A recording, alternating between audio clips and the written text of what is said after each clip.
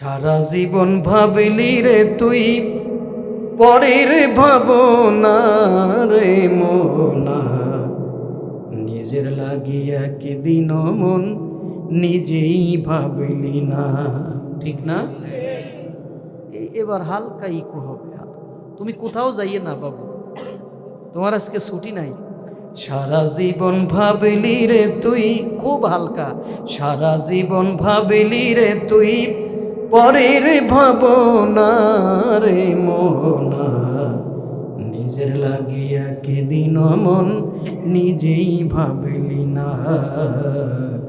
নিজের লাগিয়া কি দিন মন নিজেই ভাবলি না। আরো কম। বাড়ি গাড়ি জমিদারি টাকা পয়সা সুন্দর নারী, বাড়ি গাড়ি জমিদারি টাকা পয়সা সুন্দর নারী, দম ফুরাইলে রইবে পরি সঙ্গের সাথী পাইবি না রে মোনা, নিজের লাগিয়া কি দিন মন নিজেই ভাবলি না। নিজের লাগিয়া কি দিন মন নিজেই ভাবলি না। আপন আপন ভাবলি যারে সেই হলো তোর পর, দিন থাকিতে ভক্তি ভাবে আল্লাহর নামটি ধর। ঠিক না? নষ্ট করে ফেলাইছে সাউন্ড। এত ইকো দেয় মানুষ, আর ইকো দেওয়ার কারণে তোমার সাউন্ড নষ্ট করে ফাটাই দিচ্ছ। আপন আপন ভাবলি যারে সেই হলো তোর পর, দিন থাকিতে ভক্তি ভাবে আল্লাহর নামটি ধর। যার হুকুমে আইসো ভবে দয়াল রে,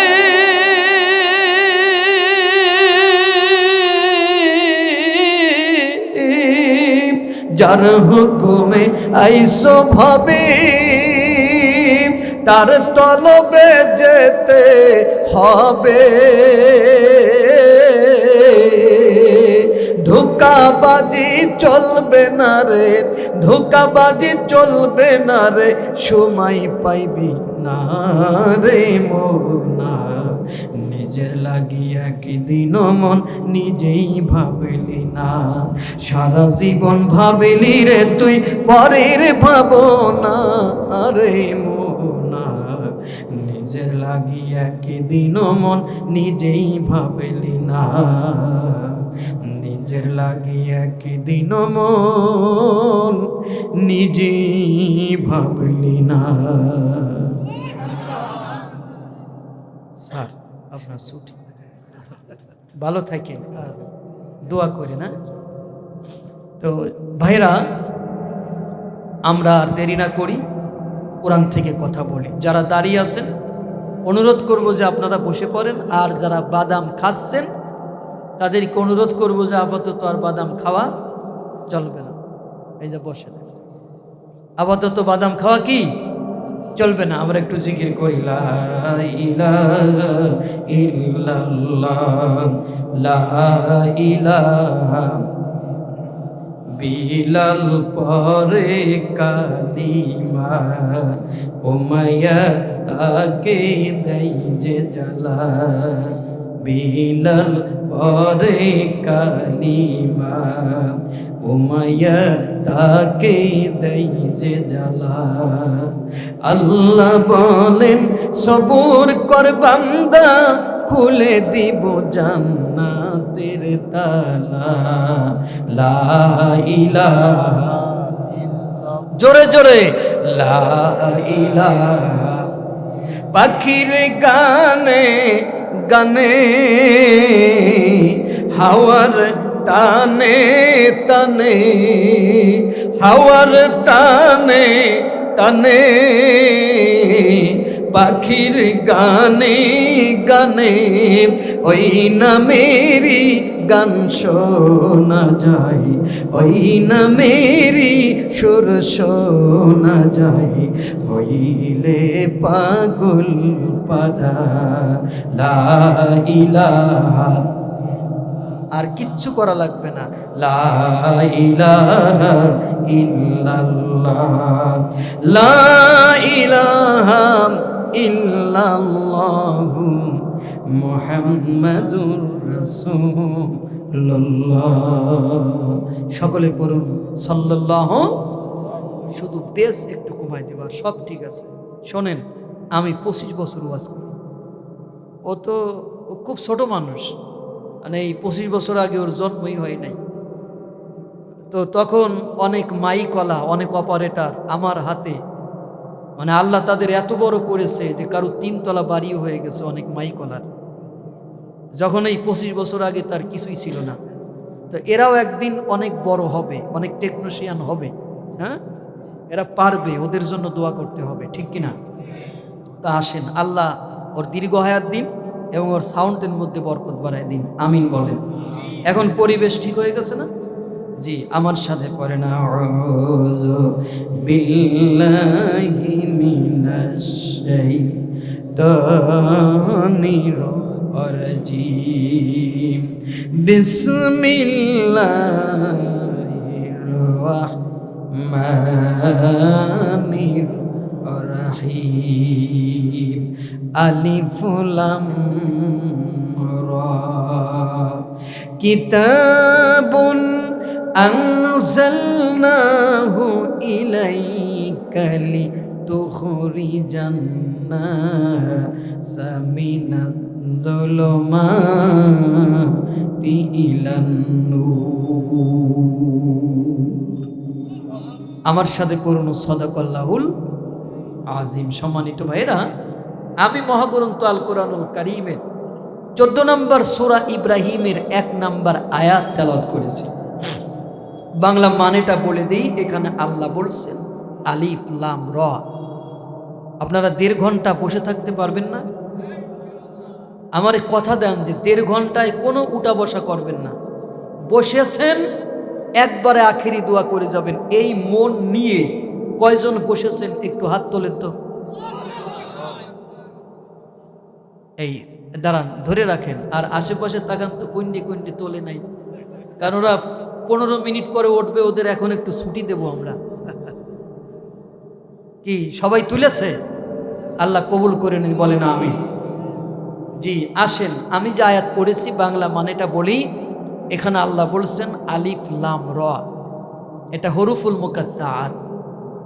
এরপরে বলতেছেন কিতাবুন আনজালনাহু ইলাইকা লিতুখরিজান নাস। নবী, এই কিতাব আমি তোমার প্রতি নাজিল করেছি কেন? লিতুখরিজান নাস, যাতে করে তুমি মানুষদেরকে বের করে আনতে পারো মিনাজ-যুলুমাতি ইলান নূর, জাহিলিয়াতের অন্ধকার থেকে ঈমানের আলোতে।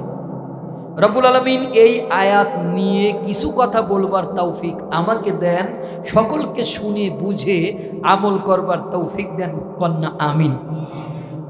আমি খুব সংক্ষেপে বলি।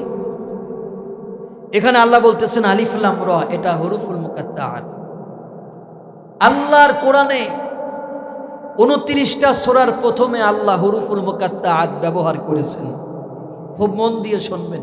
যেমন আলিফ লাম মিম, আলিফ লাম র, তাহা, ইয়াসিন, তাসিম মিম, সবগুলো হরুফুল মুকাত্তাআত।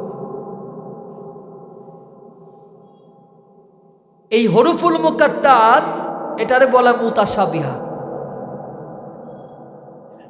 কোরআন শরীফে 2 ধরনের আয়াত আছে, মুতাশাবিহা আর মুহকামাত। মুহকামাত নিয়ে আলোচনা করা যায়, কিন্তু মুতাশাবিহাত এর অর্থ এডে উঠে গেছে। সেই সময়ই তো বললাম যে যারা, তাহলে ওই সময় গেলে আমাদের উপকার হতো না? এই যে এই জায়গাটা ফাঁকা করে ফেলাই, কোন দিন কেমন স্টুডেন্ট।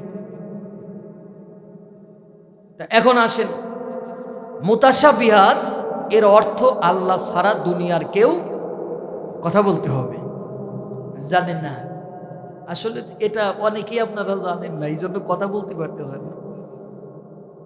আমাদের দেশে তাফসির মাহফিল নাম দেয়, কিন্তু তাফসির যদি বক্তারা করে তাহলে এর অধিকাংশ শ্রোতাই ওই তাফসির বুঝবে না। এই জন্যই বক্তাদের ইচ্ছা থাকার পরেও তারা তাফসির করতে চায় না বা পারে না, কারণ লোক চলে গেলে আর ওয়াজ করবে কারে নিয়ে। এখন আপনি যদি অন ক্লাসে গিয়ে এম এ ক্লাসের বক্তব্য দেন, যে I will take to say something about my daily habits. I get up early in the morning every day. I brush my teeth, wash my face and take ablution. আপনি যদি এরকমের মানে M A ক্লাসে ইংরেজি যদি on ক্লাসে গিয়ে পড়েন, তো ওরা বলবে এইটারে পাগলা গারদে ভর্তি করে। এ পাগল ছাগল কিরা আমাদের স্কুলে পাঠিয়েছে, কথা কন না কেন? কারণ কারণ কারণ ওদের জন্য ওয়াজ পারফেক্ট হলো আগডুম বাগডুম ঘোড়া ডিম সাজে ঢাক ঢোল ঝাইজুর বাজে।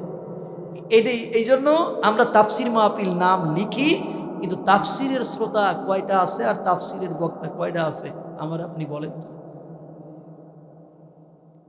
কথাগুলো বুঝে বুঝে জবাব দিবেন। আমি যেটা বলবো আমি বেশি চিল্লাফাল্লা করতে পারবো না, এটা না নাম্বার ওয়ান, আমি বেশি চিল্লাইতে পারি না। আমার ওয়াজ ঠান্ডা মাথায় শুনতে হবে, বুঝলে ভালো, না বুঝলে আমার কিছুই করার নাই। হ্যাঁ আস্তে কথা বললো না, হয় ওদিক যাও নাই চুপ থাকো। তা আসেন, এখানে মুতাশাবিহাতের অর্থ আল্লাহ বলেন ওমা ইয়ালামু তাআবিলাহু ইল্লাল্লাহ, এর অর্থ আল্লাহ ছাড়া দুনিয়ার কেউ জানে। কিন্তু ফাআম্মাল্লাযীনা ফি কুলুবিহিম যায়গুন ফায়াত্তাবিউনা মা তাশাবাহা মিনহু ইবতিগাআল ফিতনা, যারা জমিনের মধ্যে ফিতনা ফাসাদ গন্ডগোল মারামারি বাধাতে চায় তারা মুতাশাবিহাতের পিছনে লেগে থাকে। এই গ্রুপ আমার দেশে আছে, তারা নিজেদেরকে মারুফতের ফকির দাবি করে। নিজেদেরকে কি দাবি করে? মারুফতের ফকির দাবি করে। তারা কোরআনের বিভিন্ন অপব্যাখ্যা করে, বিভিন্ন অপব্যাখ্যা করে, মানে এমন এমন, এবং তারা এগুলো নিয়ে গানও তৈরি করে গান গাওয়া শুরু করে দেয়। বাপের দরবারে গান হয়, সেই দরবারে আবার আমাদের দেশের মানুষ যায় এক হাতে গরুর দড়ি আর এক হাতে বিড়ি। ঠিক আছে কি না? মুর্শিদ বাড়ি যাচ্ছে, কয় আমরা কোথায় যাচ্ছি? তো মুর্শিদ বাড়ি গিয়া গান গাচ্ছে, দয়াল মুর্শিদ গুরু গো লোহারে বানাইলা কানসা সোনা। দোতারা বাড়ি মারতেছে, মুর্শিদ শরণ যে করছে সাধন, বিনা দুধে দই পাতিয়া খাইতাছে মাখন। সেই মাখন খাইলে পরে ভবে ক্ষুধা তৃষ্ণা লাগে না, লোহারে বানাইলা কানসা সোনা। আমরা মুর্শিদ মানি, তবে সেই মুর্শিদ যে মুর্শিদের কাছে কোরআন আছে, ঠিক কিনা? আমরা সেই মুর্শিদ মানি না যেই মুর্শিদের কাছে গাজা আছে। কি আছে? গাজা আছে। বসেন, আপনাদের সাথে কথা হবে। এই মাঠে আমি এইবার নিয়ে 3 বার আসলাম। আমি প্লেয়ার মোটামুটি খারাপ না, কারণ এমনও প্লেয়ার আছে একবার এসে আউট হয়ে যায়, ওই বোল্ড আউট এলাকাতে উঠে যায়। কিন্তু আমি 3 বার আসলাম এই মঞ্চে, আল্লাহ আমারে কবুল করেছে, আলহামদুলিল্লাহ। অনেক বক্তা আছে পথ না খরচ পাঠাইলে বক্তার গাড়ির চাকা ঘোরে না, আর তাদের জিগান যে আমি পথ খরচ চাই নেই, দিবে কি না দিবে তাও জানি না। সেজন্য আমার ওয়াজগুলো খুব মন দিয়ে শুনতে হবে। আমি এই ওয়াজগুলো করব দ্বীনের কল্যাণে, কথা কন ঠিক কিনা? সম্মানিত ভাইরা, আল্লাহ বলতেছেন যে এর অর্থ আল্লাহ ছাড়া দুনিয়ার কেউ জানে না। এখন আল্লাহ বলতেছেন কিতাব, এটি একটি কিতাব। এটি কি? সাথে সাথে প্রশ্ন করেন কেমন কিতাব? আল্লাহ বলতেছেন এটি কিতাব, আপনি প্রশ্ন করেন আল্লাহর কাছে কেমন কিতাব? আল্লাহ জবাব দিচ্ছে কিতাবটা কেমন কিতাব। লাউ আনজালনা হাযাল কুরআনা আলা জাবাল, নবী আমি যদি কোরআনকে পাহাড়ের উপর নাজিল করে দিতাম, রাআইতাহু, তুমি দেখতে পারতে ওই পাহাড়কে, হু হচ্ছে জমি, তুমি দেখতে পারতে ওই পাহাড়কে, কি দেখতে পারতেন? খসিয়াম মুতাসাদ্দিয়াম মিন খসিয়াতিল্লাহ, ওরা আল্লাহর ভয়ে চুরমার হয়ে গেছে। আল্লাহু আকবার বলতে পারতেছে না, দাঁড়ান দাঁড়ান বলেন না, কারণ এই লোড আপনারা নিতে পারতেছেন না। কারণ এইটুক বুঝার জ্ঞান অনেকের হয় নাই বলে তো আপনারা সুবহানাল্লাহ বলতে পারবেন না। কারণ এই সুবহানাল্লাহ কোন জায়গা বলতে হবে সেটা শিখতে হবে না। কত বড় কঠিন কথা আল্লাহ বললেন, আমি যদি কোরআনকে পাহাড়ের উপরে নাজিল করতাম, পাহাড় কোরআনের ওজনে চুরমার হয়ে যাইত। আরো জোরে কোন, এই সমস্ত জায়গায় আওয়াজ করবেন, এই সমস্ত জায়গায় আওয়াজ করলে আল্লাহ সওয়াব দেবে। আল্লাহর এই মহিমাগুলো, আল্লাহ সর্বশক্তিমান, আল্লাহ পাওয়ারফুল, এখান থেকে বুঝবেন যে কোরআনের পাওয়ার কত। তাহলে আমি যদি কোরআনকে পাহাড়ের উপর নাজিল করতাম, পাহাড় ফেটে যেত, চৌচির হয়ে যেত। এজন্য পাহাড় কোরআন নেই নেই। এই আয়াত কোথায় পাবো? এবার দেখেন আরেকটা আয়াতে আল্লাহ বলতেছে, ইন্না আরাদনাল আমানাতা আলাস সামাওয়াতি ওয়াল আরদি ওয়াল জিবাল। নবী, আমি এই আমানতকে সর্বপ্রথম আকাশের কাছে দিতে চাইলাম। সর্বপ্রথম কারে দিতে চাইলাম? তাহলে এর থেকে বোঝা গেল আল্লাহ সর্বপ্রথম এই আমানত মানুষের কাছে দিতে চায় নাই। তাহলে এই আমানত আল্লাহ সর্বপ্রথম রাখতে চাইছে কার কাছে? কিন্তু সে নেয় নাই। এরপরে জমিনের কাছে, সেও নেয় নাই। এরপরে পাহাড়ের কাছে, সেও নেয় নাই। কেন নেয় নাই? আবাইনা আইয়াহমিলনাহা ওয়া আশফাকনা মিনহা। ওরা বলল, আল্লাহ আমরা তোমার কোরআনের ওজন বহন করতে পারবো না। সোজা কথা। তাফসীর মাহফিল দিছেন, তাফসীরই হবে, শোনা লাগবে। আজকে ওয়াজ উঠা বসা করলে হবে না। বসেন, অনেক কথা আছে আপনাদের সাথে, দেখি আপনারা কোন মানের ছাত্র। তাহলে আমরা তোমার কোরআনের ওজন বহন করতে। এরপরে আল্লাহ বলেন, ও হামালাহাল ইনসান, তা নিয়ে নিল মানুষেরা। কারা নিল? আকাশ নিল না, জমিন নিল না, পাহাড় নিল না। কেন তারা কোরআনের ওজন বহন করতে পারবে না? তা নিয়ে নিল মানুষেরা। কেন নিল? আল্লাহ কয়, ইন্নাহু কানা জালুমান জাহুলা, ওরা জালেম এবং মূর্খ। তাহলে মানুষ জালেম এবং কি? আর জোরে কয়, জালেম এবং মূর্খ। এর একটা উদাহরণ দেই, কেন জালেম আর কেন মূর্খ। উদাহরণ নেবেন না? আল্লাহ মশা মাছির উদাহরণ দিয়েছেন কোরআনে, কেন জানেন? ওয়ালাকাদ সাররাফনা লিন-নাস বিহাযাল কুরআনি মিন কুল্লি মাসাল। আল্লাহ বলেন, আমি কোরআনের মধ্যে বহু উপমা দ্বারা, মিসাল দ্বারা কোরআনকে বিশদভাবে বর্ণনা করেছি। বিশদভাবে। বিশদের ব্যাখ্যা কি? বিশদের ব্যাখ্যা আল্লাহ আবার কোরআনে বলতেছে, কুল্লাউ কানাল বাহরু মিদাদাল লিকালিমাতি রাব্বি লানাফিদাল বাহরু ক্বাবলা আন তানফাদা কালিমাতু রাব্বি ওয়ালাউ জিনা বিমিসলিহি মাদাদা। কুল্লাউ কানাল বাহর, নবীরে এই পৃথিবীর মধ্যে যত সাগর আছে, সব সাগরের পানিগুলোরে যদি তুমি মিদাদা মানে কালি বানায় ফেলে দাও, কোরআনের ব্যাখ্যা লেখা যদি শুরু হয়ে যায়, লিখতে লিখতে গোটা পৃথিবীর সাগরের সব পানি শেষ হয়ে গেলেও আমার আল্লাহর কোরআনের ব্যাখ্যা লেখা শেষ হবে না। হ্যাঁ, তাহলে কোরআনের ব্যাপকতা কত, দৈর্ঘ্য প্রস্থ কত, চিন্তা করেন। আর কোরআনের ওজন কত?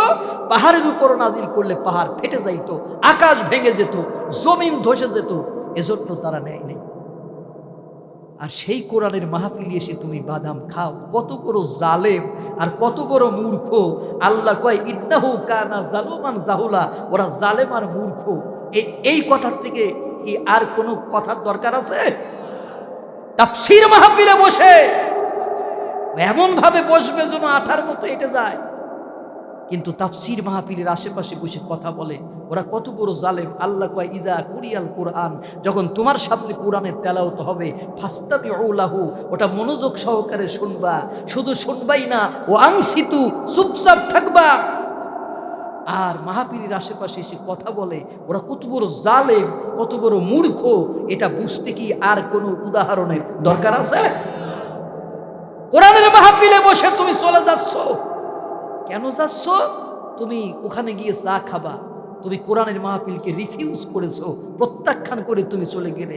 আর আল্লাহ কয় যে মনোযোগ সহকারে, মনোযোগের ভিতরে দুইটা শব্দ আছে, মন প্লাস যোগ সমান মনোযোগ। তাহলে 1 নাম্বার তুমি যোগ দিবা, 2 নাম্বার মন লাগায় দিবা। কোন মন? অন্তরের ভিতরে যে মনটা আছে সেই মনটা দিয়ে নিগুড় কথাগুলো তুমি শোনার চেষ্টা করবে। কিন্তু তুমি তা শোনো নাই। তুমি এসেছিলে রং ঢং দেখতে, তুমি মাহফিলে আসছিলে কৌতুক দেখতে, তুমি মাহফিলে আসছিলে গজল শুনতে। এগুলো হয় নাই, এজন্য তোমার ভালো লাগতেছে না, যে বক্তা তোমার রং সং দিচ্ছে না।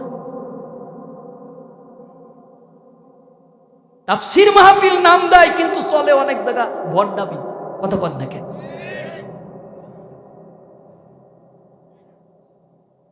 বসেন, আপনাদের সাথে আমার কথা হবে আজকে ইনশাআল্লাহ। বহুত আলোচনা আপনাদের জন্য জমা করে আনছি, শুনবেন না? বসেন।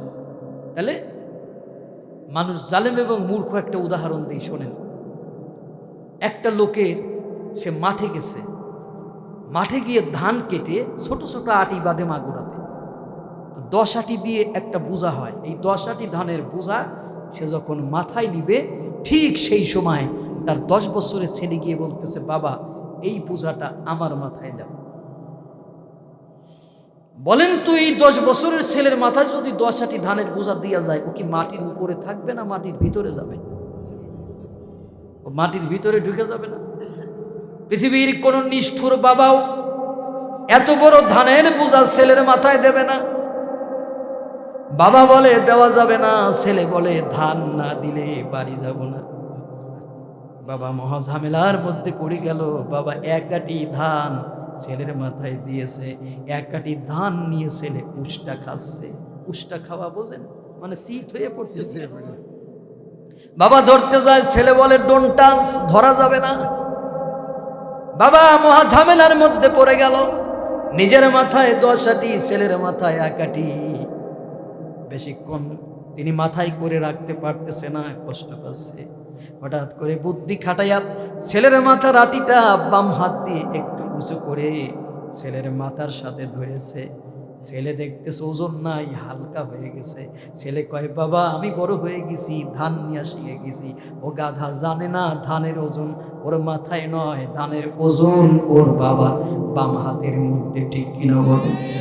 ওরকমের বান্দা মনে করেছে আকাশ নিতে পারলো না, জমিন নিতে পারলো না, পাহাড় নিতে পারলো না। আমি কোরআন নিয়ে নিলাম, তুমি কোরআন নিয়েছো, কারণ নাহানু নাযালনা যিকরা ওয়া ইন্না লাহু লাহাফিজুন। কোরআন নাজিল করেছি আমি, আর সংরক্ষণ করব আমি।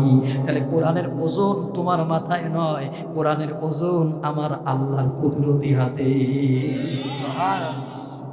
আমার আল্লাহ কোরআন তার কুদরতি হাতে নিয়েছে, ওজন সে বহন করতেছে। এটা তোমার মাথায় আল্লাহ দেয় নাই, এজন্য দেয় নাই কারণ তোমার বাবার থেকে তোমার আল্লাহ তোমাকে হাজার হাজার কোটি গুণ বেশি ভালোবাসে। তুমি সেই আল্লাহর সিজদা দাও না, কত বড় জালেম। তুমি যখন তোমার মায়ের পেটে ছিলে, আমি যখন আমার মায়ের পেটে ছিলাম, আমার আপনার মায়ের মাসিককে বন্ধ করে দিয়া মায়ের নাভির সাথে আমার নাভির একটা তার লাগাই দিলেন। এই তারের মধ্যে রক্ত পুষগুলো খাওয়াই আমারে মায়ের গর্ভে বড় করলেন, আপনারে মায়ের গর্ভে বড় করলেন। এরপরে আমরা বড় হতে লাগলাম, আমাদের আল্লাহ খাওয়াচ্ছেন রক্ত আর পুষ, কিন্তু এগুলো মুখ দিয়ে ঢুকাচ্ছে না, ঢুকাচ্ছে নাভি টু নাভি দিয়া। আল্লাহ বলেন, বান্দারে আমি ইচ্ছা করলে তোমার মুখের ভিতরে দিয়া এগুলো আমি তোমারে ঢুকাইতে পারতাম, কিন্তু আমি তোমার মুখটাকে পবিত্র রেখেছি, কারণ আমি আল্লাহ পবিত্র, আমার নামটা পবিত্র। আমি যদি তোমার এই 2 ঠোঁট নাপাক করে দেই রক্তপুষ দিয়া, ওই ঠোঁটের মধ্যে দিয়া মুখ দিয়া আমি আল্লাহর প্রশংসা তুমি কেমনে আদায় করবা? এজন্য আমি তোমার ঠোঁট 2টারে, তোমার মুখ 2টা, তোমার মুখরে আমি পবিত্র রাখলাম, যাতে আমি আল্লাহর নামটা তুমি পবিত্র মুখ দিয়ে জপতে পারো। কিন্তু তুমি বিড়ি খেয়ে খেয়ে সেই ঠোঁট দুটিরে এমন কালো বানাইছো, দেখে মনে হয় কুকুরের পায়খানা। ছোট একটা বাচ্চার দুইটা ঠোঁটের দিকে তাকাবা, কি চমৎকার আলতা আল্লাহ পরায় দেছে, কি চমৎকার লিপস্টিক পরায় দেছে, কি চমৎকার গোলাপি দেখা যায়। বিড়ি খেয়ে গাঁজা খেয়ে এমন কালো করেছে, অধিকার তাকানো যায় না। কত কম, কত বড় জালেম এবং কত বড় মূর্খ চিন্তা করেন। বিড়ির গায়ে লেখা থাকে, বিড়ি খাবি খা, মরে যাবি যা। Smoking is very harmful for health. ধূমপান স্বাস্থ্যের জন্য ক্ষতিকর। আর এমনও হারাম করেছে, একটা টান দিয়ে কয় 3টে আপেলের স্বাদ পাইলাম, 1 পোয়া দুধের স্বাদ পাইলাম। ওরে জালেম, ওরে মূর্খ! তাহলে আল্লাহ যে এই কথা বলেছে, এই কথার সত্যতা আছে কি নাই? এই আওয়াজটা একটু আসতে হয়েছে, কারণ ওই গ্রুপের 2 সাইডে তো এর মধ্যে আছে। ওরা কি আর এখন কথা বলতে পারবে? এখন যদি বলেন হুজুর খেয়েই ফেলেছি, কিন্তু আমাদের গালি দিলেন কে? কামার লোহারে পিটায়, আমার দিক তাকাবেন, কামার লোহারে পিটায়। লোহা বলে কামার রে, আমি কি অপরাধ করলাম, কি বেয়াদবি করলাম, তুমি আমারে পিটাও কেন? কামার বলে বেটা, তোর উপর আমার রাগ নাই, আমি তোরে পিটাচ্ছি, তুই মাটির মধ্যে পড়েছিলি, মানুষের কোনো কাজে আসতেছিলি না। আমি তোরে পিটাই পিটাই আশরাফুল মাখলুকাতের হাতে দেব, যাতে তুই মানুষের কল্যাণ করতে পারিস। বাবারা, 2 সাইড দিয়ে বেশি কথা বলি, আপনাদের উপর রাগ নাই, ক্ষোভ নাই, এজন্য বলি। কারণ আমি যদি আপনাদের 2 সাইড দিয়ে বেশি কথা বলি, কটু কথা বলি, তাহলে অবশ্যই আপনারা যদি জান্নাতে যান, তাহলে অবশ্যই আপনারা জান্নাতগামী হয়ে যেতে পারবেন, ঠিক কিনা? আপনাদের উপর আমার কোনো রাগ নাই, ক্ষোভ নাই। সাউন্ড চেঞ্জ হয়ে গেছে, মনিটর চেক করো, চেঞ্জ হয়ে গেছে সাউন্ড, যেটা ছিল এর চেঞ্জ হয়েছে, এই যে তোমার জানাই দিলাম। সম্মানিত ভাইরা, আমার আলোচনা কি বোঝা যাচ্ছে? এবার ঠিক আছে, কষ্ট হচ্ছে না তো? আমি খুব এখনো বাদাম খাচ্ছি, ওই যে দেখেন একটা এই পাশে, এই যে মাথারে ডাকছে মান কি এইটা খাচ্ছে, মনে করেছে আমি কাউরে দেখতেছি না, আমি সবাইরে দেখতেছি। আলোচনা চলবে? তাহলে একটা তাকবীর দেই, লিল্লাহে তাকবীর। আমার তাকবীর আমি দেব, কারুর তাকবীর দিয়া লাগবে না। যখন খুশি আমি আমার তাকবীর নিজেই দিয়ে নেব, ঠিক আছে? কিন্তু কোরআনের এই আলোচনাগুলো, নিগুড় তথ্যগুলো আপনাদের ব্রেনের মধ্যে আজকে ঢুকাইতে হবে। রাজি আছি কিনা সম্মানিত ভাইরা? তাহলে আমরা কেন জালেম? এরপরে আমরা ডেলিভারি হলাম, ডেলিভারি হওয়ার পরে কি খাবো? পৃথিবীর কোনো মানুষের চিন্তা করা লাগে নাই। আমি তোমার জন্মের পূর্বে তোমার মায়ের বুকের উপরে 2টা গরম খাবার আমি রিজার্ভ করে দিলাম। ঘনও না, পাতলাও না, তিতাও না, মিঠাও না, তোমার আমি খাওয়ালাম। তুমি খেয়ে খেয়ে বড় হলে, এরপরে তুমি কথা বলতে পারতে না, তুমি ট্যা ট্যা করে কামতে।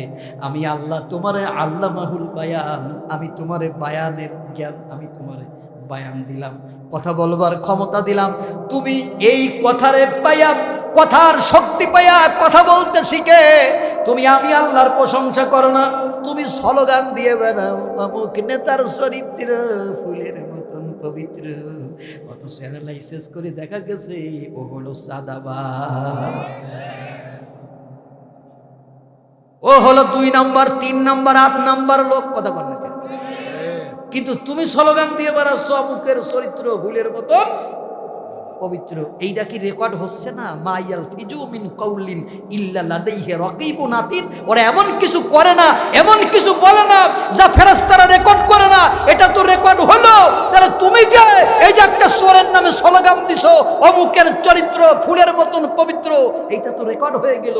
কিয়ামতের ময়দানে এই রেকর্ড তো চালাই দিয়ে আল্লাহ বলবে, কিরে জবাব দিলাম আমি, কথা বলবার ক্ষমতা দিলাম আমি, একটা সোরের নামে স্লোগান দিলি কেন?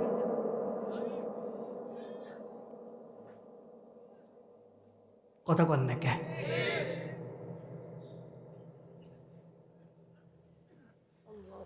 এজন্য আল্লাহ বলেন, উহশুরুল লাযিনা যালামু ওয়া আজওয়াজাহুম আমা কানু ইয়াবুদুন। কিয়ামতের ময়দানে আল্লাহ বলবেন ওই জালেমদের ধরে নিয়ে আসো, ওদের বউদের ধরে নিয়ে আসো, আর ওরা যাদের দালালি করত তাদেরও আজকে ধরে নিয়ে আসো। এই 3 শ্রেণীর লোককে জাহান্নামে দাও। 1 নাম্বার জালেম নেতা, 2 নাম্বার জালেম নেতার অনুসারী, আর 3 নাম্বার জালেম নেতার বউ। শুনতেছেন? 3 নাম্বার জালেম নেতার কি? বউ। জালেম নেতা, জালেম নেতার অনুসারী কেউ মাপ পাবে না, সবগুলোরে ধরে জাহান্নামে দেয়া হবে। এটা সূরা সফফাতের 22 নাম্বার আয়াত। আস্তে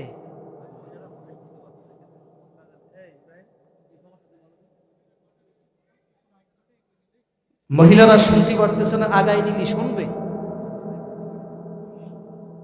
না? আমি সেটা বুঝছি, মানে আগায় নিলি ওরা শুনবে, আগায় নিলি শুনবে, তো এরকম শোনা যাচ্ছে না। আমার তো মনে হচ্ছে আওয়াজ 3 কিলোমিটার যাচ্ছে। ওদেরকে গল্প করতে মানা কর। আর ওই জায়গা তুমি মাইক আর একটা জুড়িয়ে দাও বেশি করে। আমার কিছু করার নাই ভাই, হরেন ওই দিক দিয়ে দাও, চেক করো ভাই। আপনারা আমার উপর রাগ করতেছে না? তবে মহিলাদের এন্ট্রি একটু বলেছি, এন্ট্রি বলার কারণে কি যে খুশি হচ্ছেন আপনারা, এ তো আমি বুঝেছি। আসলে ওদের এন্ট্রি বলা দরকার, কারণ ওরা যে অত্যাচার শুরু করছে আমাদের উপরে, ঠিক কিনা বলেন? সেই জন্য এই যে যারা বিয়ে করছেন, বললাম আমার ঘরে আমি পাবলিক, বললাম আমার ঘরে আমি পাবলিক, পরের মেয়ে চেয়ারম্যান, বিয়া করলাম কেন রে দাদা, বিয়া করলাম কেন? এর মানে হলো আমার ঘরে আমি পাবলিক, পরের মেয়ে চেয়ারম্যান।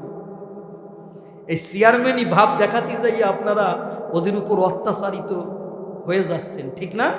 সেই জন্য ওদের বিরুদ্ধে একটু বলছি। আর কি খুশি দেখেন, দাঁত বাইর করে হাসতেছে, হুজুর আমাদের পক্ষে কইছে। আসেন আলোচনায় যাই। তাহলে কোন জায়গায় রাখলাম আলোচনা? আমার মায়ের পেট থেকে বের হয়ে আমাকে খাওয়ালো কে? এরপরে আমি বড় হলাম, কথা বলতে শুরু করে দিলাম। আল্লাহ বলেন ওয়াহামলুহু ওয়া ফিসালুহু সালাসুনা শাহরা। মহিলাদেরকে আল্লাহ বললেন, মহিলারা পেটে বাচ্চা নিবা, ডেলিভারি করবা, বুকের দুধ খাওয়াবা। মানে মহিলারা পেটে বাচ্চা নেবে, হুকুম কার? ডেলিভারি করবা, বুকের দুধ খাওয়াবা। কিন্তু অনেক মহিলা আছে বাচ্চারে বুকের দুধ খাওয়ায় না, বাজার থেকে ফিডার কিনে নিয়ে আসে। বাজার থেকে ফিডার কিনে, ফিডারের মধ্যে ডেনমার্কের দুধ, নিউজিল্যান্ডের দুধ ঢুকাইয়া দেয়, ঢুকায় বাচ্চার মুখের মধ্যে ফিডার ঢুকাই দিয়া, বাচ্চারে দোলনার উপর শোয়াই দিয়া টিপে টিপে ইন্ডিয়ার সিরিয়াল দেখা শুরু করেছে। ইন্ডিয়ার সিরিয়াল দেখতেছে, বাচ্চার মুখ থেকে দুধ বেরোয় গেছে, বাচ্চা ট্যা করে কাঁদতেছে। ওই বাচ্চা কি আর মারে কোনোদিন মা বলে ডাকবে? ডাকবে? যেই ফিডার তুমি গালের ভিতরে ঢুকাইছো এটা মেড ইন চায়না, যেই দুধ তুমি ফিডারে ঢুকাই খাওয়াচ্ছ ওইটা হচ্ছে মেড বাই নিউজিল্যান্ড, মেড বাই ডেনমার্ক। তাহলে ফিডার হলো চায়নার তৈরি, দুধ হলো ডেনমার্কের তৈরি, নিউজিল্যান্ডের তৈরি। এগুলো তুমি খাওয়াচ্ছ এই দেশে। এই কারণে আমার দেশে অনেক সন্তান, দেশের প্রতি ভালোবাসা নাই, মায়ের প্রতি ভালোবাসা নাই, দেশের টাকা চুরি করে বিদেশে বেগম পাড়া বানায়। ওদের যত ভালোবাসা সব ডিসেম্বর মাসে। জন্ম আমার ধন্য হলো মা গো, এই ডিসেম্বরে গান বাজাবে। সালাম সালাম হাজার সালাম সকল শহীদ স্মরণে, আমার হৃদয় রেখে যেতে চাই সকল শহীদ স্মরণে। কেন গো? কারণ দেশ স্বাধীন না হলে আমরা নেতাও হতে পারতাম না, আর দেশের টাকাও চুরি করতে পারতাম না।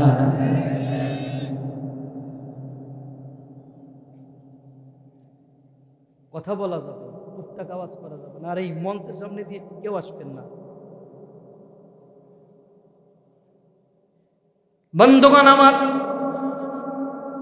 তাহলে রব্বুল আলামিন যে ব্যবস্থা করে দিলেন, মা তুমি ব্যবস্থা তোমার বাচ্চারে দিলে না, তোমার বাচ্চারে বুকের দুধ দিলে না, তোমার প্রতি এর জন্য ভালোবাসা হলো না। সায়েন্স বলেছে, বিজ্ঞান বলেছে, একটা মা যদি তার সন্তানকে দুধ খাওয়ায় তাহলে ওই সন্তানের 2 চোখ আর মায়ের 2 চোখ 8 ইঞ্চির মধ্যে চলে আসে। বাচ্চা মারে ভালো করে দেখে, মাও বাচ্চারে ভালো করে দেখে। এই 4 চোখের মধ্যে এক নিগুড় ভালোবাসা আল্লাহ তৈরি করে দেয়। ফিডারের বাচ্চা মারে বেশি ভালোবাসে না, মাও ফিডারের বাচ্চারে ভালোবাসে না। অনেকে বলবেন হুজুর দুধ যদি না পাই তাহলে কি করব? দুধ যদি না পায় সেইটা ব্যতিক্রম কথা, কিন্তু যদি দুধ থাকতে তোমার সন্তানকে তুমি দুধ না দাও, আল্লাহর কসম করে বলে গেলাম তোমার সন্তান তোমার হক আদায় করবে না। এরপরে সন্তান বড় হলো, সন্তানটা শিখাবা তুমি কোরআন। সন্তান কোরআনের তেলাওয়াত করবে, তুমি সন্তানটা দিবা হাফেজ বানাবা। তুমি হাফেজ বানাও, হাফেজ ডাক্তার হলে সমস্যা নাই, হাফেজ ইঞ্জিনিয়ার হলে সমস্যা নাই, হাফেজ উকিল হলে সমস্যা নাই, হাফেজ যদি ডিসি হয়, হাফেজ যদি এসপি হয়, কোনো সমস্যা নাই। তুমি তারে কোরআনের জ্ঞান দাও, 1 পারা কোরআনের জ্ঞান হলেও তার মধ্যে তুমি দিয়ে দাও। কিন্তু কোনো জ্ঞান তুমি কোরআনের জ্ঞান তারে দিলে না, স্কুলে ভর্তি করে দিলে। স্কুলে ভর্তি করার পরে সাররা পড়াচ্ছে, একদম বাকদম ঘোড়া ডিম সাজে, ঢাক ডোল ঝাঁঝর বাজে, বাজতে বাজতে চলল ঢুলি, ঢুলি গেল কমলা ফুলি, কমলা ফুলির টিয়েটা সূর্য মামার বিয়েটা। ওরে প্রশ্ন করেন সূর্য মামার বিয়ে কবে হবে? জীবনেও হবে না। এইটা একটা বড় মিথ্যা কথা, ঠিক কিনা বলেন? হাট্টিমা টিম টিম তারা মাঠে পারে ডিম, তাদের খাড়া 2টো শিং। পৃথিবীতে এমন কোন প্রাণী আছে যার খাড়া 2টো শিং, সে আবার মাঠের মধ্যে ডিম পারে? এইটাও মিথ্যা কথা। কথা কোন? বাপুরাম সাপুরে কোথা যাস? বাপুরে আয় বাবা দেখে যা, 2টি সাপ রেখে যা, যেই সাপের চোখ নাই, নাক নাই, মুখ নাই, করে না কো ফুসফাস, মারে না কো ঢুস ডাস। এটাও মিথ্যা কথা, কারণ ধুরা সাপ ফুসফাস ঢুস ডাস মারে। মিথ্যা কথা বললে মানুষ ওলি হয় না চোর হয়? আমার দেশে চোর বেশি না ওলি বেশি? কারণ আমাদের শিক্ষা ব্যবস্থা চুরি শিখাচ্ছে আমাদেরকে। আব্দুল কাদের জিলানী বাগদাদে লেখাপড়া করতে যাবেন, তার মা আব্দুল কাদেরের জামার ভিতরে কিছু স্বর্ণ মুদ্রা সেলাই করে দিলেন, দিয়ে বললেন বাবা আব্দুল কাদের, আমি তোমাকে বাগদাদে পাঠাচ্ছি লেখাপড়া করার জন্য, এই স্বর্ণ মুদ্রাগুলো তুমি নাও, প্রয়োজন মতো খরচ করবা। আব্দুল কাদেরকে 3টা কথা শিখাই দিলেন। 1 নাম্বার, ডোন্ট টেল লাই, মিথ্যা বলা যাবে না, অলওয়েজ স্পিক দ্য ট্রুথ, সবসময় সত্য কথা বলবে। 3 নাম্বার, লাই যে গেরের সিন, মিথ্যা হচ্ছে মহাপাপ। আব্দুল কাদের বাড়ি থেকে রওনা হয়ে গেলেন বাণিজ্য কাফেলার সাথে। মা তাকিয়ে আছে, আরে আমার কলিজার টুকরা সন্তান চলে যাচ্ছে। মায়ের চোখ থেকে পানিগুলো গড়ায় গড়ায় পড়তেছে। আব্দুল কাদের মরুভূমির মধ্যে যাওয়ার পরে চারিদিক থেকে ডাকাতরা ঘেরাও করে, মাল সামানা যা ছিল সব কাফেলারে নিয়ে গেছে। আব্দুল কাদের ছোট মানুষ কাছে এসে বলতেছে, আব্দুল কাদের তোমার কাছে কিছু আছে নাকি? আমার দেশের কাদেররা হলে বলতো, আল্লাহর কসম কিছু নাই। আব্দুল কাদের বললেন, আমার কাছে কিছু স্বর্ণ মুদ্রা আছে। কোথায় আছে? কয় আমার জামার মধ্যে মা সেলাই করে দিয়েছে, কোথাও পাওয়া গেল না। বললেন তোমার মা মিথ্যা বলেছে। আব্দুল কাদের বললেন, আমার মা মিথ্যা কথা বলে না, সত্য বলে। এই যে মায়ের প্রতি ওভার কনফিডেন্স বাচ্চার তৈরি হয়ে গেছে। আর আমাদের বাচ্চাদেরকে মারা প্রতিনিয়ত মিথ্যা আশা দেয়, মিথ্যা প্রলোভন দেয়, মিথ্যা কথা বলে। যদি বাচ্চারা না খায়, কয় যে বাঘ ডাকলাম খা, বাঘ কোথায় আছে? বলে যে খা নাই, শিয়াল ডাক দিলাম, শিয়াল কোথায় আছে? আব্দুল কাদের বললেন, আমার মা মিথ্যা কথা বলে না। তিনি সব স্বর্ণ মুদ্রাগুলো বের করে দিলেন, তিনি ওলি হয়ে গেলেন। শুধু সত্য কথা বলার কারণে। সত্য কথা বললে মানুষ ওলি হয়, মিথ্যা কথা বললে মানুষ চোর হয়। আমার দেশের ছোট ছোট বাচ্চাগুলোরে আমরা নিয়মিত মিথ্যা কথা শিখাই যাচ্ছি। এই জন্য এরা কোনোদিনও সত্যি কথার বাড়ির কাজ দিয়ে হাঁটে না। ছোটকাল থেকে চুরি কিভাবে করতে হবে ওইটা শিখে শিখে বড় হচ্ছে। বন্ধুগণ আমার, তাহলে আপনি যদি আপনার সন্তানকে হেফজখানায় দেন, ও কোরআন শিখবে, কিছুদিন হেফজখানায় পড়ায় তাকে হাই স্কুলে দিয়ে দেন, ও ও ইংরেজি সায়েন্স নিয়ে, ভূগোল নিয়ে, বিজ্ঞান নিয়ে পড়ুক, সমস্যা নেই। কিন্তু আপনি হেফজোখানায় আপনার বাচ্চারে দিতে পারে না। অনেক পরিবার আছে কেন দিতে পারে না? কারণ হেফজোখানায় দিলে বাচ্চাদেরকে গ্রামে গ্রামে ধান চাল কালেকশন করতে পাঠায় দেয়। এই জন্য অনেক সম্ভ্রান্ত পরিবারের সন্তানদের হেফজোখানায় দিতে পারে না। আমরা কত বড় জালেম! 54 বছর বাংলাদেশ স্বাধীন হয়েছে। এই 54 বছরের ভিতরে যে সরকার ক্ষমতায় আসছে, সব সরকার বলেছে আমরা মুসলমান, কিন্তু 54 বছরের ভিতরে একটা সরকারও এই বাংলাদেশে একটা হেফজোখানা সরকারিকরণ করতে পারে না। কোন ওয়ার্ডে নাই, কোন ইউনিয়নে নাই, কোন জেলায় নাই, কোন থানায় নাই, একটা সরকারি হেফজোখানা নাই। অথচ আমরা কোরআন বুকের ভিতর জড়াই ধরে বলি, কোরআন আমরা তোরে ভালোবাসি। সম্পূর্ণ মিথ্যা কথা, ধাপ্পাবাজ কথা বল। যদি কোরআনকে ভালোবাসো, হেফজোখানা গুলো সরকারিকরণ করে দাও, ওই বাচ্চাগুলোরা বস্তা ঘাড়ে করে গ্রামে গ্রামে যাওয়া লাগবে না। আরে তুমি যেই কোরআন পড়তেছো, এইটা হলো কাগজের কোরআন। আর ওই যে যারা গ্রামে গ্রামে ঘুরে বেড়াচ্ছে মাদ্রাসায় পড়ার জন্য, ওরা হলো জীবন্ত কোরআন। আল্লাহর নবীর স্ত্রী আয়েশার কাছে এসে প্রশ্ন করলেন, উম্মুল মুমিনিন, আপনি বলেন রাসূলের চরিত্র কেমন? হযরত আয়েশা বলেন, রাসূলের সাহাবী, তোমার ঘরে কি কোরআন নাই? কয় অবশ্যই আমার ঘরে কোরআন আছে। কয় তোমার ঘরে যেইটা আছে ওইটা হলো কাগজের কোরআন, আমার বিশ্বনবী জীবন্ত কোরআন। আল্লাহু আকবার বলেন। হিন্দু শিল্পী নকুল কুমার বিশ্বাস এজন্য বলতেছে, কোরআন হলো এই দুনিয়ার জীবন্ত গ্রন্থ। তুমি প্রশ্ন করলে উত্তর পাবে, তুমি প্রশ্ন করলে উত্তর পাবে, এমন প্রাণবন্ত কোরআন হলো এই দুনিয়ার জীবন্ত গ্রন্থ।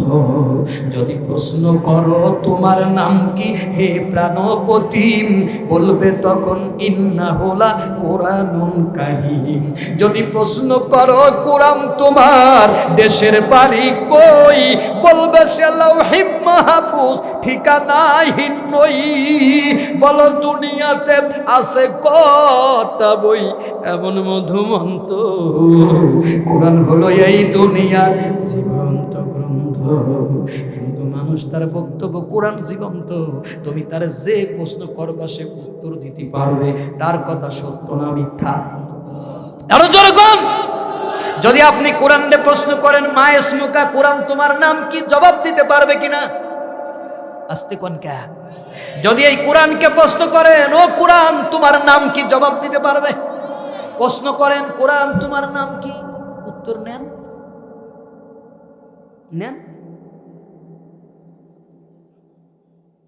অবশ্যই এই কোরআন কথা বলবে তখন যখন একটা হাফেজের মুখ থেকে বেরোবে,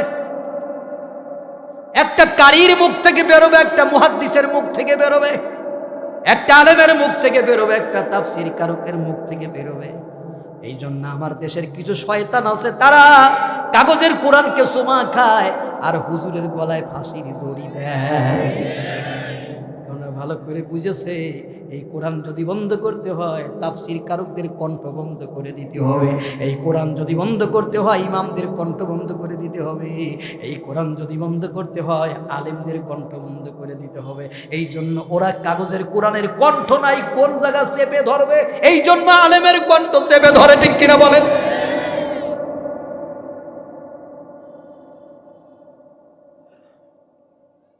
কষ্ট হচ্ছে? ওয়াজ চলবে? হ্যাঁ, ভালো লাগে না? প্রতি বছর এমন একটা তাফসীরের জায়গা হোক, এটা আমরা চাই না? কারা কারা চাই একটু আল্লাহর হাত তুলে দেখাই। লিল্লাহে তাকবীর। আল কোরআনের আলো, আমার নেতা তোমার নেতা, নারায়ে তাকবীর। আল্লাহ আপনাদেরকে কবুল করে নিন, জোরে কোন আমিন। এক তাকবীরে কয়টা ঝরেছে দেখেন, 1 2 3 4 5 6 তাকবীর 7টা। কেন তাকবীর দিচ্ছি না এবার বুঝেছেন? কারণ তাকবীর দিলে এই দুর্বল অন্তরের মানুষগুলো এরা এই তাকবীরের আওয়াজ বের হয়ে চলে যাবে। তাহলে আমার তাকবীরের পাওয়ার কেমন, এক ধাক্কা 8টা বের হয়ে চলে গেছে। এখন হিসু করে আবার আসবে কিনা আল্লাহই জানে। তাহলে ওয়াজ কি আর একটু করব? দোয়া এখন করব না? আলহামদুলিল্লাহ। তাহলে আসেন আলোচনায়। যা আল্লাহ বলেন ওরা জালেম এবং মূর্খ, তাহলে কারা জালেম কারা মূর্খ এই আলোচনা থেকে কি বোঝা যাচ্ছে? কথা বলেন, বোঝা যাচ্ছে কারা জালেম কারা মূর্খ? সম্মানিত বন্ধুগণ আমার, এরপরে আল্লাহ রাব্বুল আলামিন বললেন, তাবারাকাল্লাযী নাযালাল ফুরকানা আলা আবদিহি লিয়াকুনা লিল আলামিনা নাযীরা। কত মহান তিনি, যিনি তার বান্দার প্রতি এ সত্য মিথ্যার পার্থক্যকারী কোরআন নাযিল করেছেন, যাতে করে সে বিশ্ববাসীর জন্য সতর্ককারী হতে পারে। সুবহানাল্লাহ। সূরা ফুরকান আয়াত নাম্বার 1। আল্লাহ বলেন কত মহান তিনি, যিনি তার বান্দার প্রতি এ সত্য মিথ্যার পার্থক্যকারী কোরআন নাজিল করেছেন, যাতে করে সে বিশ্ববাসীর জন্য সতর্ককারী হতে পারে। এই সতর্ককারী মানে হলো রাখাল। একটা লোকের 200টা ছাগল ছিল। আমার দিক তাকাবেন, উদাহরণটা ভালো করে নেন। ওই ছাগলগুলো মাটি খাওয়ানোর জন্য ওই লোকটা একটা লোক নিয়োগ দিল, তার নাম হলো রাখাল। আমার নবী কি রাখাল ছিল? চাইয়ে দেখো সোনার মানুষ, চলছে আরব দেশে রে, চলছে আরব দেশে রাখালিয়া বেশে। আমার নবী ছিলেন ছাগলের রাখাল, আমার নবী ছিলেন উম্মতের রাখাল। আল্লাহ কয়, ও নবী, আমি তোমারে ছাগলের রাখাল বানালাম কেন?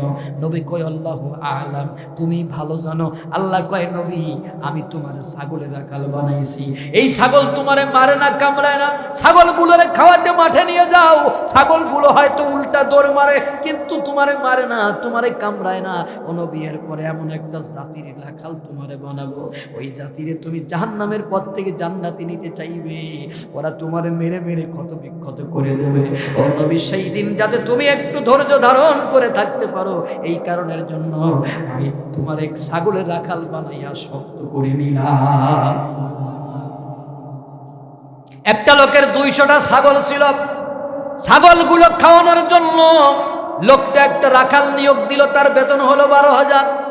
তার সাথে কন্ট্যাক্ট হলো, ছাগলগুলো মাঠে নিয়ে যাবা, সারাদিন খাওয়াবা, সন্ধ্যাকালে ছাগলগুলো মাঠের মধ্যে ঢুকাইয়া দিবা, গোয়ালের মধ্যে ঢুকাইয়া দিবা। তুমি মাস শেষে বেতন পাবা 12,000 টাকা। এবার ছাগলের রাখাল সকালবেলা ছাগল নিয়ে মাঠের মধ্যে চলে গেল। এখানে একটা প্রশ্ন করি ভাই, বুঝে শুনে জবাব দেবেন। রাখালের হাতে লাঠি থাকবে না তাসবি থাকবে? অ্যাবসলিউটলি রাইট, লাঠি থাকবে। লাঠিগুলো নিয়ে তারায় তারায় ছাগলগুলোরে মাঠের মধ্যে নিয়ে গেল।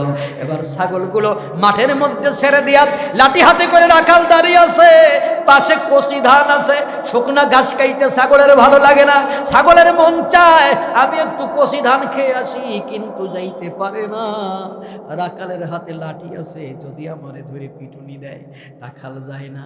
পাশে ছিল জঙ্গল, শিয়ালের মন চায় অনেকদিন ছাগল খাই না, যদি 2টা ছাগল ধরে খাইতে পারতাম, কিন্তু আসতে পারতেছে না। রাখালের হাতে লাঠি আছে, তাহলে লাঠির গুরুত্ব কম না বেশি?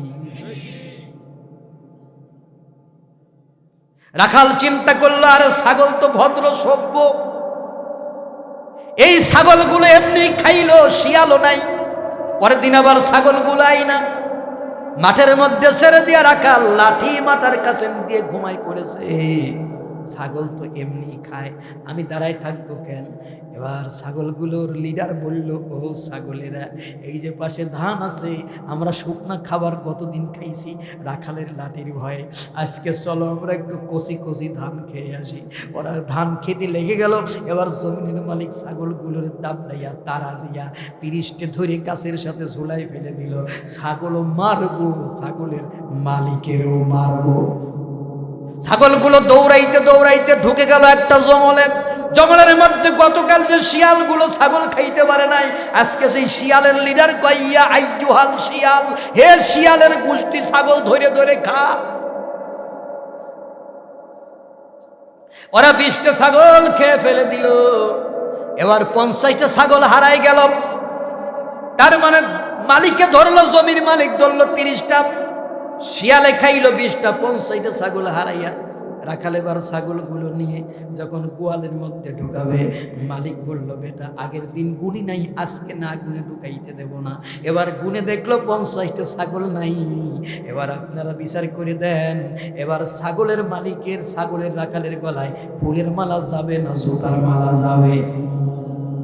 ওর অপরাধ হলো ঘুমাইছে, কতক্ষণ ঠিক কিনা? ওর অপরাধ কি? ওর অপরাধ ঘুমাইছে। ও চৌগাছার মানুষেরা, সাদিপুরের মানুষেরা 1 মিনিটের জন্য গভীর চিন্তায় নিমগ্ন হয়ে যান।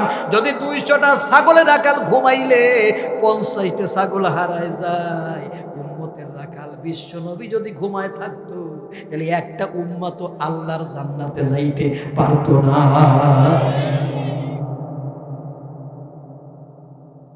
রাখালের হাতে লাঠি থাকা দরকার আছে। এই জন্য আমার নবীর হাতে লাঠি ছিল, আমার নবীর হাতে তরবারি ছিল। নবী যখন কোনো খুতবা দিতেন, বক্তব্য দিতেন, কখনো লাঠি হাতে করে, কখনো কোষবদ্ধ তরবারি হাতে করে খুতবা দিতেন। এজন্য দিতেন কারণ তিনি চিফ কমান্ডার। নবীজি তরবারি হাতে করে খুতবা দিতেন। কেউ যদি সামনের থেকে বলতো, নবী রে আপনার এই কোরআনের রাজনীতির গল্প আমরা শুনবো না, ওর মাথা কি থাকতো? কারণ রসুলের হাতে থাকতো তরবারি। এখন যদি রসুল বেঁচে থাকতেন তাহলে রসুলের 2 পাশে মেশিন গান নিয়ে 2-3 জন দাঁড়ায় থাকতো। কারোর বাপের ক্ষমতা ছিল, হুজুর রাজনীতির গল্প শুনবো না, ওয়াজের ময়দানে রাজনীতি করা চলবে না। ও ভাই, হুজুররা কোরআনের রাজনীতির কথা কয়, সেইটি 1 শ্রেণীর লোকে বন্ধ করে দেওয়ার জন্য হুজুরদের আবার ধমক টমক দেয়। এরকম যদি রাসূলরে কেউ ধমক দিত তাহলে টিগার টিপে ওর বুক ঝাঁঝরা করে পাবলিক ফেলাইতো কিনা কোন? এখন তো নবী নাই, আল উলামা ওয়ারাসাতুল আম্বিয়া, আলেমরা হলো আম্বিয়াদের ওয়ারিস। এখনো আলেমরা মসজিদে লাঠি হাতে করে খুতবা দেয়। আমি ঢাকার এক মসজিদে জুমার নামাজ পড়াতে গিয়েছিলাম, প্রক্সি দিতে গিয়েছিলাম। আমার হাতে লাঠি ধরাই দিল। আমি বললাম, ভাই লাঠি ধরাই দেন কেন? কয় যে লাঠি হাতে করে খুতবা দিয়া সুন্নাত। আমি বললাম, আল্লাহর নবী কখনো লাঠি হাতে করে খুতবা দেছে? আল্লাহর নবী কখনো কোষবদ্ধ তরবারি হাতে দিয়ে খুতবা দেছে? তখন তরবারির যুগ ছিল। এখন যদি রসুল খুতবা দিতেন তাহলে অবশ্যই রসুলের কাছে একটা পিস্তল থাকতো। আপনি আমার হাতে লাঠি ধরাই দিয়ে খুতবা দিতে কন, আর পিছনে পিস্তল ধরিয়ে বলবে, হুজুর এ কথা কইয়েন না, পিস্তলের কাছে লাঠি চলে না। চলে? পিঠের মধ্যে পিস্তল একটা ধরিয়ে আমার মন খারাপ।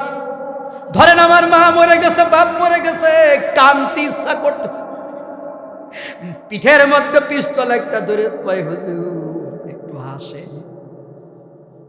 হাসি না আসলে তো আমার হাসতে হবে। ওই রকমের ইমামদের পিছনে পিস্তল ধরে, বন্দুক ধরে ইমামদের কণ্ঠগুলো বন্ধ করে যারা রাখে, এরকম মসজিদ কমিটি আপনাদের এলাকায় আছে কি নাই?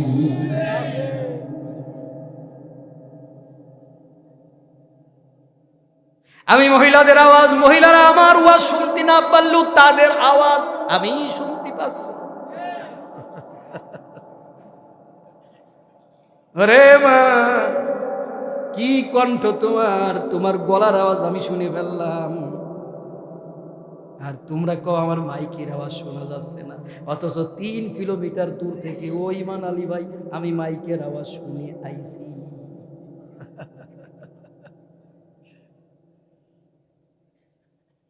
কষ্ট হচ্ছে?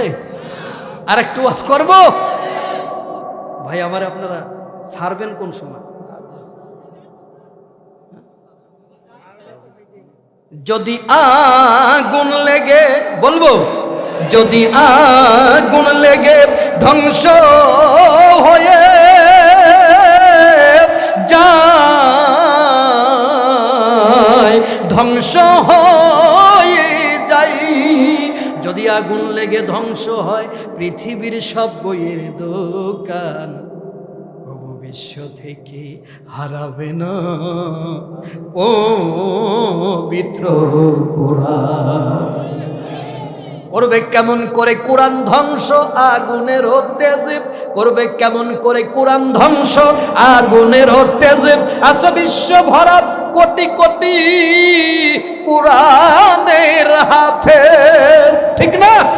ওরাই আবার ছাপিয়ে আসমানি গ্রন্থ, ছাপিয়ে আসমানি গ্রন্থ বাঁচাবে কোরআনের মান, বিশ্ব থেকে হারাবে না পবিত্র কোরআন, বিশ্ব থেকে হারাবে না পবিত্র কোরআন। তার মানে শিল্পী নকুলের বক্তব্য হলো, হলো, একটা হাফেজ যদি পৃথিবীতে বেঁচে থাকে, গোটা পৃথিবীর লাইব্রেরিগুলো যদি জ্বালায় দেন, কোরআনের কোনো ক্ষতি করতে পারবেন না।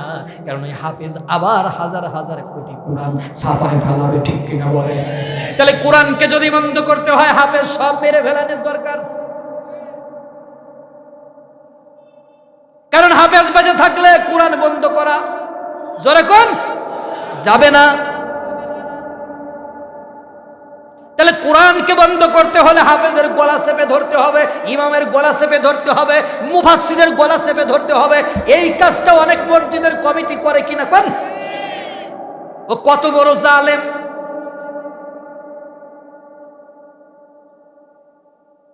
নিজে কোরআন পড়ি ওয়াসকুসু ফি সুদুরিন নাস আলাম তারা কাইফে ফেলার রব্বুকা বিআসহাবিল ফিল। এই রকমের মানুষরে বানাইছে মসজিদের সভাপতি।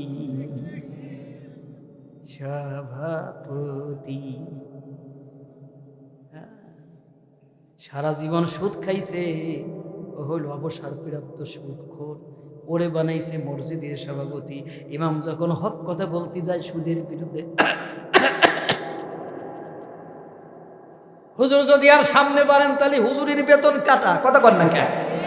এমন লোক সৌদি আরবে গিয়ে হজ করতে যায়, কথা কর। যদি মক্কায় গেলে আল্লাহ মিলতো, নবী মিলতো মদিনায়, বলবো দেশে আইসা পাপ করতো না। হজ করিতে যারা যায়, হজ করিতে যারা যায়, যদি মক্কায় গেলে আল্লাহ মিলতো, নবী মিলতো মদিনায়, দেশে আইসা পাপ করতো না। হজ করিতে যারা যায়, হজ করিতে যারা যায়, কেউ যায় টাকার গরমে, কেউ যায় দেশ ভ্রমণে, ধনী যায় ধনের টানে, আনিতে সোনা দানা। মক্কায় গেলেই আল্লাহ মেলে না। ও ভাই শোনো না, মক্কায় গেলেই আল্লাহ মেলে না। আমার দেশে অনেক হাজি আছে, হজ করে আইছে কিন্তু দাড়ির বালাই নাই, মুখে কথা কন ঠিক কিনা?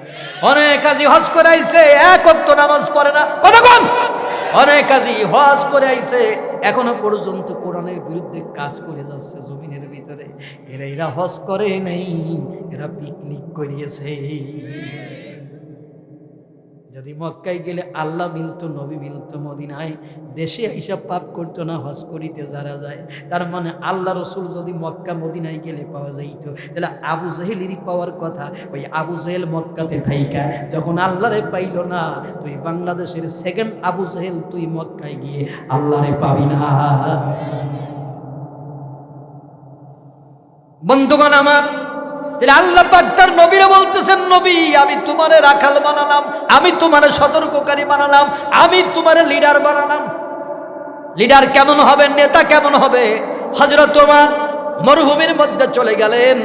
মরুভূমির মধ্যে গিয়া দূরে একটা কান্নার আওয়াজ শুনতে পাচ্ছে, ছোট ছোট বাচ্চাগুলো কাঁদতেছে। হাঁটতে শুরু করে দিলেন মরুভূমির মধ্যে। হাঁটতে হাঁটতে গিয়া দেখে ভিতর থেকে ছোট ছোট বাচ্চারা কাঁদতেছে। হযরত ওমর তাঁবুর পারে দাঁড়ালেন, দাঁড়িয়ে দেখলেন ছোট ছোট বাচ্চাগুলো মা মা করে ডাকে, আমাদের খেতে দাও মা। মা জননীর চোখ থেকে পানি গড়িয়ে গড়িয়ে পড়ে। কারণ এই পৃথিবীতে আমাদের মানুষ যতই ভালোবাসো, এই পৃথিবীতে আমাদের যারা ভালোবাসে তার অধিকাংশ ভালোবাসা হলো স্বার্থের ভালোবাসা। ও শাদীপুরের মানুষেরা আমারে 3 বার দাওয়াত দিয়েছেন, আমার রূপ দেখে দাওয়াত দেন নাই, পাবলিক চাইছে ওই জন্য দাওয়াত দিয়েছেন, কথা কন। আরে স্বার্থ ছাড়া বন্ধু বান্ধব কাছে আসে না, বিনা স্বার্থে দুনিয়ায় কেউ ভালোবাসে না। স্বার্থ ছাড়া ভালোবাসে শুধু শাশুড়ি মা।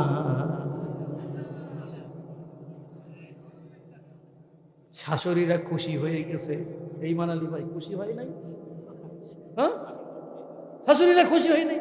আরে স্বার্থ ছাড়া ভালোবাসে শুধু শাশুড়ি মা। কথা কন, খারাপ কইছি নাকি? ক্যামেরায় দেখতেছে আপনাদের কেউ না। শাশুড়ির বিরুদ্ধে কথা বললে পোল্ট্রি খাওয়া বন্ধ।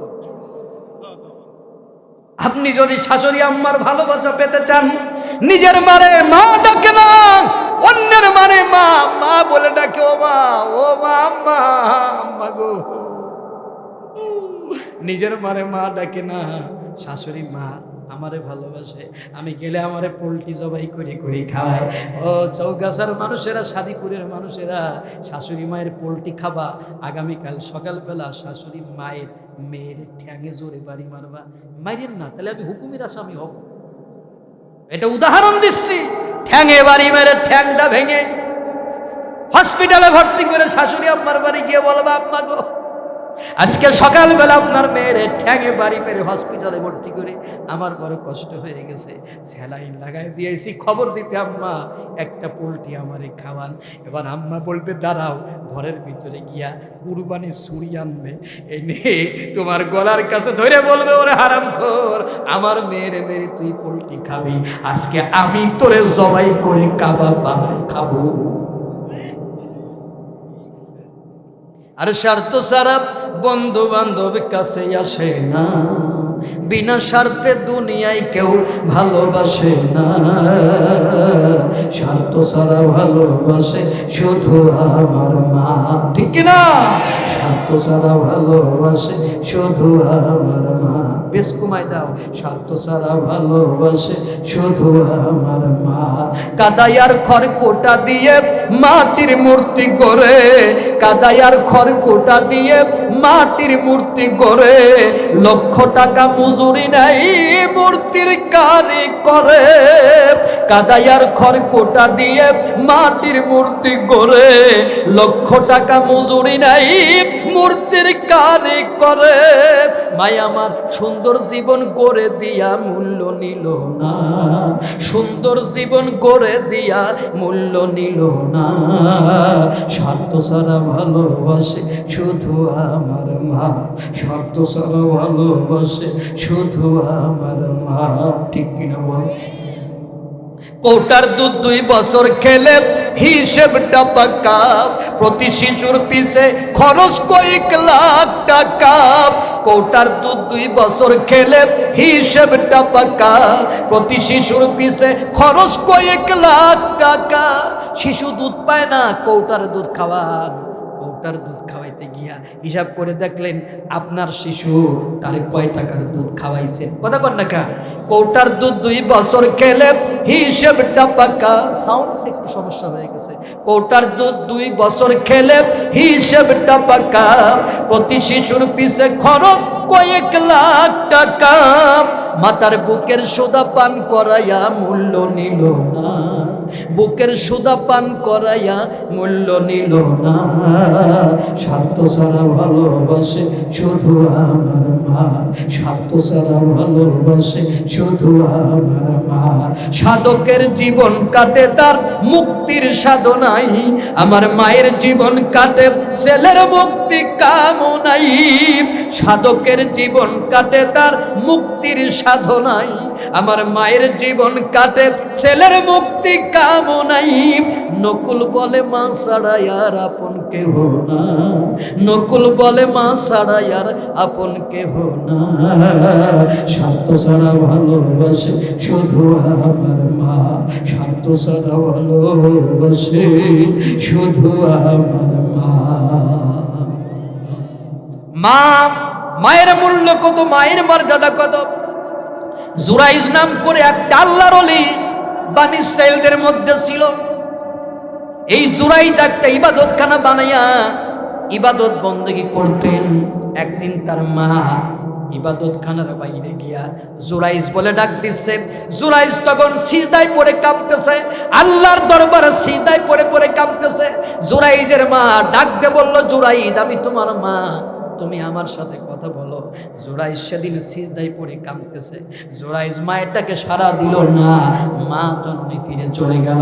পরের দিন আবার জুরাইজের মা এসে বলতেছে, ও জুরাইজ আমি তোমার মা, তুমি আমার সাথে কথা বলো। জুরাইজ সেদিনও মায়ের ডাকে সাড়া দিল না, মা ফিরে চলে গেল। পরের দিন আবার জুরাইজের মা এসে বলতেছে, জুরাইজ আমি তোমার মা, তুমি আমার সাথে কথা বলো। সেদিনও জুরাইজ কথা বলল না। এবার 3 দিন হয়ে গেল, গেল। মা আল্লাহর দরবারে হাত তুলে বলে, আয় আল্লাহ, আমি তোমার দরবারে একটা দরখাস্ত করলাম। 3 দিন ধরে আমার জুরাইজরে আমি ডাকলাম, আমার জুরাইজ আমার ডাকে সাড়া দিল না, আমার সাথে কথা বললো না। রব্বুল আলামিন, আমি জুরাইজের মা হইয়া তোমার দরবারে একটা দরখাস্ত করে গেলাম, যতদিন মানুষেরা আমার জুরাইজকে জিনাকারীর অপবাদ না দেবে, ততদিন পর্যন্ত আমার জুরাইজের কাছে তুমি আজরাইল পাঠাবা না। জুরাইজের মা কাঁদতে কাঁদতে ফিরে চলে গেল। অনেক দিন হয়ে গেল। এবার বনী ইসরাইলেরা দল বেঁধে একটা সুন্দরী মহিলার সাথে করে আইনা জুরাইজের ইবাদতখানার বাইরে দাঁড়াইয়া জুরাইজ জুরাইজ বলে ডাকতে লাগলো। জুরাইজ ডাকে সাড়া দিল না, কারণ সেই দিন জুরাইজ আল্লাহর ধ্যানে মগ্ন ছিলেন। এবারে বনী ইসরাইলেরা তাদের হাতে যে লাঠি ছিল, লাঠি দিয়া জুরাইজের ইবাদতখানা ভাঙতে শুরু করে দিল, ভাঙা শুরু করে দিল। এবার জুরাইজ বাইরে এসে বলে, ও বনী ইসরাইলেরা, আমার ইবাদতখানা ভাঙো কেন? বনী ইসরাইলেরা বলে, তুমি তো জেনা করেছো, জেনাকারীর ইবাদতখানা লাগবে না। মা যে দোয়া করেছিল কবুল হয়েছে কিনা? আস্তে কনকা, জেনাকারীর অপবাদ হয়েছে কিনা? এই যে মহিলারে নিয়ে আসছি, মহিলার কোলে বাচ্চা। আমরা বললাম, মহিলা তোমার বিয়ে হয় নাই, বাচ্চা হয়েছে কোথায়? মহিলা বলল, ওই ইবাদতখানায় যেই মানুষটা ঘুমায় ওই লোকটা হলো আমার ছেলের বাবা। ইবাদতখানায় তুমি ছাড়া কেউ থাকে না, সুতরাং তুমি জেনাকারী, আমরা তোমার ইবাদতখানা ভেঙে দেব। এবার অপবাদ পেয়ে গেল। অপবাদ পেয়ে জুরাইজ নিচে নেমে, বাচ্চা কথা বলতে পারে না, ট্যাগ ট্যাগ করে কান্না ছাড়া, বাচ্চার কোনো আওয়াজ নাই। বাচ্চার পেটে একটা টুকা মারলো, সাথে সাথে বাচ্চার জবান খুলে গেল। বাচ্চারে বলা হলো, ও বাচ্চা, তুমি বলো তোমার বাবা কে? এবার বাচ্চাতে জবাব দিল, আপনাদের শোনার ইচ্ছা আছে কি নাই? কিন্তু দুঃখের বিষয়, আমার বলার ইচ্ছা নাই। কারণ 1 বছরে সব ওয়াজ করে দিয়ে গেলে ওই বক্তা পরের বছর আর দাওয়াত পায় না। সেই জন্যই এই ওয়াজটা আমি আগামীর জন্য রেখে গেলাম। আপনাদের সমস্যা আছে? আপনাদের সমস্যা আছে?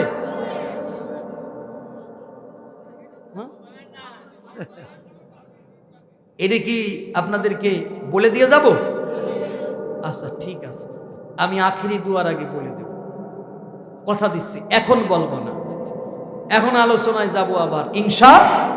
আর একটা তাকবীর দেই, লিল্লাহে তাকবীর। বাবাজি আওয়াজ কমছে না? একটু কমছে, কমলে বুঝবেন যে এরা আমার ওয়াজ আর চাচ্ছে না। আর একটা তাকবীর দেই, দেখি, লিল্লাহে তাকবীর। বাবাজি এবার কেমন হয়েছে? ভালো হয়েছে? তাহলে আর একটু ওয়াজ করা যায়। কারণ আপনাদের তাকবীরে একজন বউ মারতেছে, বউ কয় যে আমার রাগ বানা ছেড়ে দিবা, তো স্বামী কয় যে মারির ভাব দেখে বোঝো না। আপনি বসেন আর 20 মিনিট দোয়া করে দিচ্ছেন, আপনি এই যাবেন না। আমির যদি চলে যায় আর ওয়াজ করা যায় নাকি? বসেন, আমি তো দৈনিক আসবো না, এই এর পরে যে ওয়াজে যাবেন চলে যাই। মনিটরের আওয়াজ একটু কম আসতেছে দাদা ভাই, একটু বাড়াই দাও মনিটর। সম্মানিত ভাইরা, তাহলে এই আলোচনা আমি করে দিব, এটা না করে যাব না ইনশাআল্লাহ। তাহলে লিডার কেমন হবে সেই লিডারের উদাহরণ দিচ্ছিলাম, ঠিক কিনা? হযরত ওমর বললেন, মাগো, তুমি সকাল সকাল রান্না করে বাচ্চাদের খেতে দিলে ভালো হয়, এত গভীর রাত করে বাচ্চাদের কষ্ট দিচ্ছ কেন? মহিলা বললেন, কি রান্নবো, আমার ঘরে কোনো খাবার নাই, 3 দিন হয়ে গেল, খলিফার দেখা পাইলাম না। কারে কচ্ছে? সে কি খলিফারে চিনতো?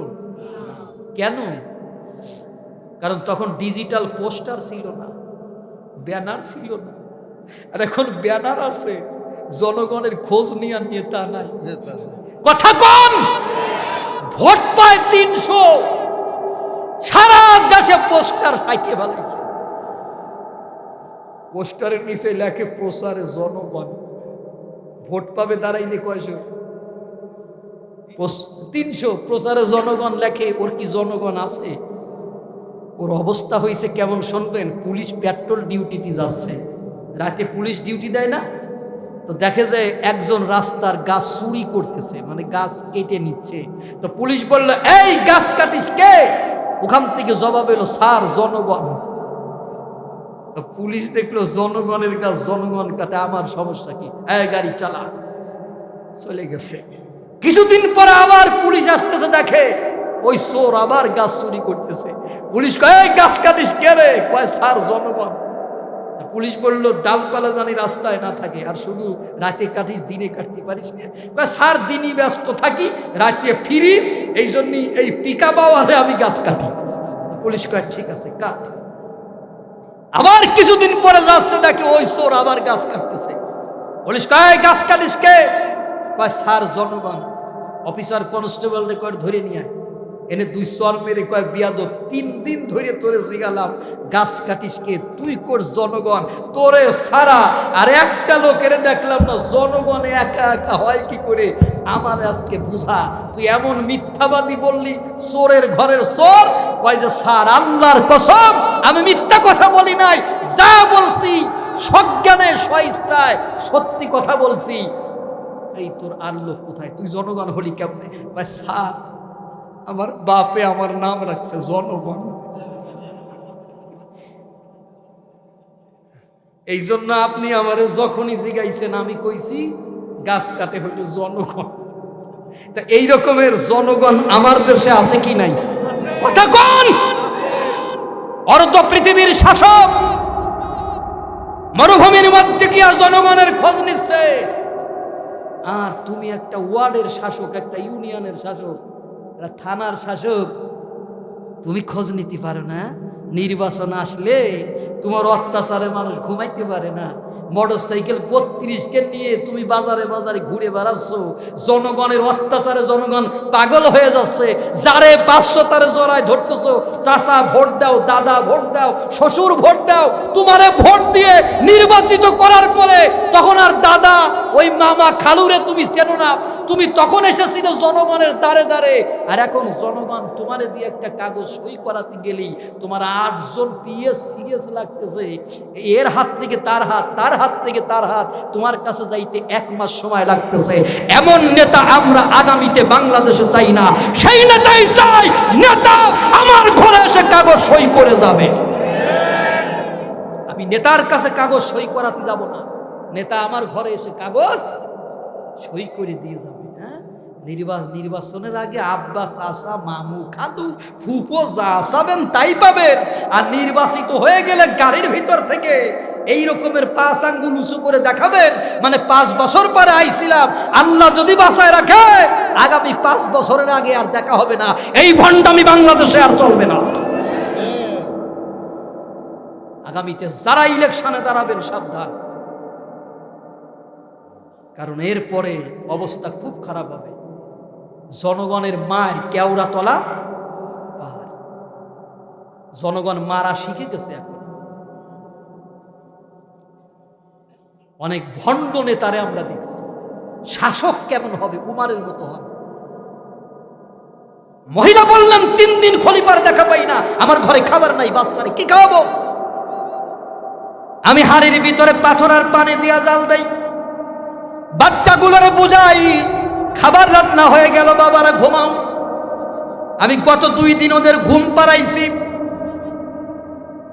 আজকে 3য় দিন। ওরা বলে, মা খাবার না দিলে ঘুমাবো না, কি দেব? আপনি বলেন, হাড়ির ভিতরে পাথর আর পানি ছাড়া কিছু নাই। হযরত ওমর একটা দৌড় মারলেন, দৌড় মেরে বাইতুল মালের রক্ষক আসলামের বলেন, আসলাম বাইতুল মালের দরজাটা খুলে দাও। খুলে দেওয়া হলো। নিজের হাতে বস্তা নিলেন, আর বস্তার মধ্যে তরকারি আটা ঢুকাইয়া বস্তার মুখ বেঁধে আসলাম রে বললেন, আসলাম বোঝাটা আমার মাথায় উঠাই দাও। আসলাম বলেন, আমিরুল মুমিনিন, এত বড় বোঝা বহন করার জন্য আমি আপনার খাদেম আছি, আপনি বহন করবেন কেন? উমর বললেন, আসলাম রে, যেই দৃশ্য দেখে এসেছি, এই দৃশ্য দেখার পরে মনে হয় না আমি কিয়ামতের ময়দানে জবাব দিতে পারবো। ও আসলাম, দেরি করো না, আমার বোঝা আমার মাথায় উঠাই দাও। উমরের মাথায় উঠাই দেওয়া হলো। হযরত উমর বোঝা নিয়ে এত জোরে হাঁটলেন, আসলাম তারে দৌড়াইয়াও ধরতে পারল পারলো না। আসলাম বলেন দৌড়াইতে দৌড়াইতে গিয়া দেখলাম উমার একটা তাঁবুর ভিতরে ঢুকলেন, বস্তার মুখ খুলে তরি তরকারি বের করে আটা মহিলার হাতে দিয়ে বললেন, মা এই আটা নাও আর রুটি বানাইতে শুরু করে দাও। তরকারি গুলি কুটে কুটে রান্না বান্না সহযোগিতা করলেন। একটা অর্ধ পৃথিবীর শাসক তিনি মহিলার কাছে বসে রান্না বান্নার সহযোগিতা করতেছে, এমন শাসক আমরা বাংলার জমিনে চাই কি চাই না? আরো জোরে কোন? অনেক মহিলা আছে পেটে বাচ্চা আসলে কয়, আল্লাহ আমার মেয়ে দাও নায়িকা বানাবো, আল্লাহ আমার ছেলে দাও আমি ডিপ জলের মতো একটা ভিলেন বানাবো। আমি কই মাগো এমন দোয়া করবা না, দোয়া করবা দাও খোদা দাও আমায় আবার ওমার দারাজে দিল। সবাই দাও খোদা দাও আমায় আবার ওমার দারাজে দিল। দেওয়ালির মতো বীর সেনানি, আলীর মতো বীর সেনানি জাগাতে নিখিল। দাও খোদা দাও আমায় আবার ওমার দারাজে দিল। হামজাকে দাও ঘরে ঘরে জীবন দিতে ওয়াকাতরে, ঠিক কিনা? হামজাকে দাও ঘরে ঘরে জীবন দিতে ওয়াকাতরে, আবার কাবা ভাঙতে এলে, আবার কাবা ভাঙতে এলে পাঠাও আবাবিল। দাও খোদা দাও আমায় আবার ওমার দারাজে দিল। দাও খোদা দাও আমায় আবার ওমার দারাজে দিল। রান্না বান্না হয়ে গেল। উমার মহিলারে বললেন, মা এই রুটি নাও তরকারি নাও খাইতে শুরু করে দাও। ছোট ছোট বাচ্চাগুলোর কাছে বসালেন, বসাইয়া রুটিগুলো তরকারির মধ্যে ছিঁড়ে ভিজাইয়ে বাচ্চাদের গালের ভিতরে ঢুকায় দিতেছে। মহিলা লক্ষ্য করেন উমারের চোখ থেকে পানিগুলি গড়িয়ে গড়িয়ে দাড়ি ভিজে যাচ্ছে। মহিলা কেঁদে উঠে বললেন, কে গো তুমি? এই গভীর রাতে আমাদের জন্য যা করলে। উমার খলিফা না হইয়া তোমার মতো একজন মানুষ খলিফা হলেই ভালো হতো। উমার বললেন, আগামীকাল খলিফার দরবারে আসো, দেখি তোমাদের জন্য আরো কিছু করা যায় কিনা। এবার পরের দিন মহিলা জনগণের ভিড় ঠেলে খলিফার সামনে এসে দাঁড়ালো। দাঁড়িয়ে দেখলেন খলিফার কেউ নয়, রাতের আধারের ওই আগন্তুক যেই মানুষটা তার ঘরের মধ্যে খাবার পৌঁছায় দিয়েছিলেন। সুবহানাল্লাহ। মহিলা জোরহাত করে বললেন, আমিরুল মুমিনিন, রাতের আধারে বেয়াদবিপূর্ণ কথা বলেছি, আপনি আমার এজন্য মাফ করে দেন। উমার বললেন, মাগো তুমি আমার কাছে উল্টা মাপ চা, আমাকে অপরাধী করে দিও না, বরং তুমি আমারে মাফ করে দাও। আমি সময় মতো তোমার ঘরের মধ্যে খাবার পৌঁছা দিতে পারি নাই, এই কথা বলে কিয়ামতের দিন আমি উমারকে আসামির কাঠগড়ায় দাঁড় করাইয়া দিও না। এমন শাসক আমরা চাই কি চাই না? জোরে বলতে হবে। এমন শাসক কি আমরা চাই? এমন শাসক আমরা চাই বাংলার জমিনে। এরপরে আল্লাহ রাব্বুল আলামিন বলেন, কিতাবুন আনজালনাহু ইলাইকা লিতুখরিজান নাস, কিতাবুন উনজিলা ইলাইকা ফালা ইয়াকুম ফি সাদরিকা হারাজুম মিনহু লিতুনজিরা বিহি ওয়া যিকরা লিল মুমিনিন। দোয়া করে দেব? কেউ কি আর চলে যাবেন না? যদি কারোর যাওয়ার থাকে এখন একটু সুযোগ দিচ্ছি, আপনি বেরোন না। যদি কারোর যাওয়ার ইচ্ছা থাকে চলে যান, তারপরে আর একটু ওয়াজ করুন। আর কেউ যাবেন নাকি? আমরা যতগুলো লোক নিয়ে বসেছি ততগুলো লোক নিয়ে দোয়া করতে পারবো না? ইনশাল্লাহ কর না কেন পারবো না? আমরা কারা কারা আখেরি দোয়া করে যাব না একটু হাত দেখান। যাব না কারা, তারা হাত দেখান। আখেরি দোয়া না করে যাব না।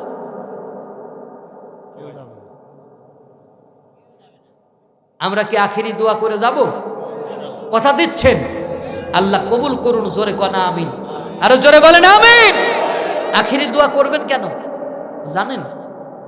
কারণ আমার দোয়া হয়তো কবুল হবে না, আপনার দোয়া কবুল হবে না, কিন্তু এমন একজন ব্যক্তি এখানে বসে আছে যার হাতের দোয়া হয়তো আজকে আল্লাহ কবুল করতে পারে, ঠিক কিনা? মন বেগুনের মধ্যে যদি একটা পোকা বেগুন ঢুকে যায়, ওইটা কি বেঁচে ফেলা তো সম্ভব? এখানে অনেক অনেক ভালো মানুষের মধ্যে আমার মতো আপনার মতো দুই একজন অপরাধী যদি মাপ পেয়ে যায়, কোনো সমস্যা আছে? কেন আপনি দোয়া করে যাবেন? দোয়ার গুরুত্ব হচ্ছে এখানে। সম্মানিত ভাইরা, কোরআনের আলোচনা কি ভালো লাগে? আলহামদুলিল্লাহ। আসেন, আল্লাহ বলেন কিতাব, এটি কিতাব, এটি আমি তোমার উপর নাজিল করেছি নবী। কেন নাজিল করেছি? আগের আয়াতে আল্লাহ বললেন নবী তুমি হলো সতর্ককারী, তুমি কি? পরের আয়াতে আল্লাহ বললেন ও নবী আমি তোমার এই কিতাব দিয়েছি, তুমি যে সতর্ককারী, মানুষদেরকে সতর্ক করবা কোরআন দিয়ে। যখন তুমি কোরআনের আলোচনা করবা, কোরআনের বয়ান তুমি যখন মানুষের মাঝে দিবা ও নবী, তখন তোমার অন্তরে জানি কোন রকম ভয় ভীতি না আসে। বাবাজি বুঝেন কথাটা? আল্লাহ বলে দিল যে কোরআনের বক্তব্য যখন দিবা কাউকে ভয় করা চলবে? জোরে বলেন চলবে? অথচ আমার দেশে অনেক বক্তারে বলা হয় হুজুর হিসাব করে কথা বলবেন, কথা বলবেন না। আর আল্লাহ বলে দিল তুমি কোনো হিসাব করে কথা বলবা না, তোমার অন্তরে জানি কোনো ভয় ভীতি না আছে। কোরআনের বক্তব্য দিয়ে মানুষদেরকে যখন সতর্ক করবা, তুমি নির্ভয়ে কথা বলবা। কে বলতেছে? আরো জোরে কন। হুজুরকে বলে দিল হুজুর সাবধানে কথা বললেন। হুজুর মঞ্চে এসে ওয়াজ শুরু করে দিল, একবার আলহামদুলিল্লাহ পড়িলে জান্নাতের মধ্যে এমন গাছ জ্বালাইয়া যাবে যে এই গাছের নিচে দিয়ে সৌদি আরবের শক্তিশালী ঘোড়া 70,000 বছর দৌড়াইলেও গাছের ছায়া ফুরাবে না। তাহলে একবার আলহামদুলিল্লাহ পড়িলে একটা জ্বালাইলো, দুইবার পড়লে দুইটা জ্বালাইলো, তিনবার পড়লে তিনটা জ্বালাইলো। কেউ যদি দিনের ভিতরে 1000 পরে 1000 গাছ জ্বালাইলো, মাসে জ্বালাই গেল 30,000, বছরে জ্বালাইলো 3,60,000। 10 বছর করে যদিও আলহামদুলিল্লাহ পড়ে, তাহলে 35-36 লাখ গাছের মালিকও জান্নাতে হয়ে গেল। কোন কারণে আল্লাহ যদি ওরা জান্নাত না দেয়, এই গাছগুলিকে কেটে নিয়ে আসতে পারবে? ভাই পারবে? কেন? গাছ তো আমাদের দেশে বলে গাছে কাঁঠাল মোছে, যেরকম। আর যদি বলি গাছে তেল মোছে কাঁঠাল, সম্ভব? যেইটা সত্যি সেইটা কোন, গাছে যদি কাঁঠাল থাকে মোছে তেল হতেই পারে, কিন্তু একটা কথা কিয়ামতের আগেও হবে না, গাছে মোছে আর মোছে কাঁঠাল হবে নাকি? হবে না। সুতরাং ভালো করে শুনে রাখো, একবার আলহামদুলিল্লাহ পড়লে যদি কোনো মানুষ আল্লাহর জান্নাতে যাইতো, তাহলে আব্দুল্লাহ বিন উবার জাহান্নামে যাওয়া লাগতো না, ঠিক কিনা? আব্দুল্লাহ বিন উবাই নামাজ পড়ে নাই? আমার নবীর পিছনে নামাজ পড়ে নাই? ও হজ করেছে না? কথা কন না কেন? ওর মাথায় টুপি দিত না? পাগড়ি ৮-৬ করে বাঁধতো না? কিন্তু সেই আব্দুল্লাহ বিন উবাই মারা গেল। আল্লাহর নবী জানাজা দিতে যাচ্ছেন, ওমর বললেন নবীর এই মুনাফিকের জানাজা আপনি দেবেন না, পাক্কা মুনাফিক, ইসলামের সব ক্ষতি করেছে, ওর জানাজা দেবেন না। নবী জানাজা দিতে যায়, উমরের কোনো কথা শুনতেছে না। আল্লাহ ওহী নাজিল করে দিলেন ইস্তাগফির লাহুম আও লা তাস্তাগফির লাহুম, নবীরা তুমি যদি তার জন্য দোয়া করো আর নাই করো দুটোই সমান। ইন তাস্তাগফির লাহুম ৭০ মাররা, তুমি যদি তার জন্য ৭০ বার দোয়া করো আল্লাহ কবুল করবে না। কয়বার দোয়া করলে কবুল করবে না? সবাই জোরে বলতে হবে। আমাদের দেশে জানাজা হয় কয়বার? একবার, দুইবার, তিনবার, ৭০ বার হয়েছে নাকি? আল্লাহ তার নবীরে বলে দিলেন ৭০ বার দিলেও দোয়া কবুল হবে না। কোন নবী? রাহমাতাল লিল আলামিন, সেই নবী যিনি মনে মনে যা বলতেন আল্লাহর দরবারে তাই কবুল হতো, সেই নবীকে আল্লাহ বলে দিলেন তুমি ৭০ বার দিলেও কবুল হবে না। রাসূল এবার চলে গেলেন জানাজায়, দাঁড়াই গেলেন, দাঁড়িয়ে যখন জানাজার নামাজ পড়াবেন, ওমার পিছন থেকে জুব্বাটারে টেনে ধরে বলে, নবীরে, আল্লাহ কইসা 70 বার দিলেও কবুল হবে না, আপনি কেন তারা জানাজা করবেন? রাসূল বললেন, I will pay for him more than 70। আল্লাহ কইসা 70 বার দিলে কবুল হবে না, 70 বারের বেশি পড়ব। আল্লাহ কইছে কয়বার দিলি কবুল হবে না? আপনাদের মনে হয় কষ্ট হচ্ছে, কয়বার দিলি কবুল হবে না? আর আল্লাহর নবী কি করছে? 70-এর বেশি পড়ব, তারপরেও পড়ব। যেই নবী মনে মনে যা বলতেন তা কবুল হতো, সেই নবী যদি 70 বার পড়লে কবুল না হয়, আমার মতন টুকু ঢুকনি মৌলবী কয়বার পড়লি কবুল হবে সেই কথা কন। টুকু ঢুকনে মৌলবী কারে কয় জানেন? শোনেন, এক গ্রামে 3 মাতবর, একজনের নাম ইব্রাহিম, একজনের নাম মুসা, একজনের নাম হলো টুকু। 3 জন। ইব্রাহিম মসজিদের সভাপতি, মুসা হলো সেক্রেটারি, টুকু হলো ক্যাশিয়ার। এক ইমাম এসে ইন্টারভিউ দিচ্ছে, শারআ লাকুম মিনাদ দীনি মা ওয়াসা বিহি নূহা ওয়াল্লাযী আওহাইনা ইলাইকা ওয়া মা ওয়াসাইনা বিহি ইব্রাহিমা ওয়া মূসা ওয়া ঈসা আন আকিমুদ্দীন। নামাজ হয়ে গেল, ঈশার নামাজ। ইব্রাহিম মুসা কয়, টুকু ইমামটা কেমন? টুকু কয়, দালালের বাচ্চা দালাল। কেন?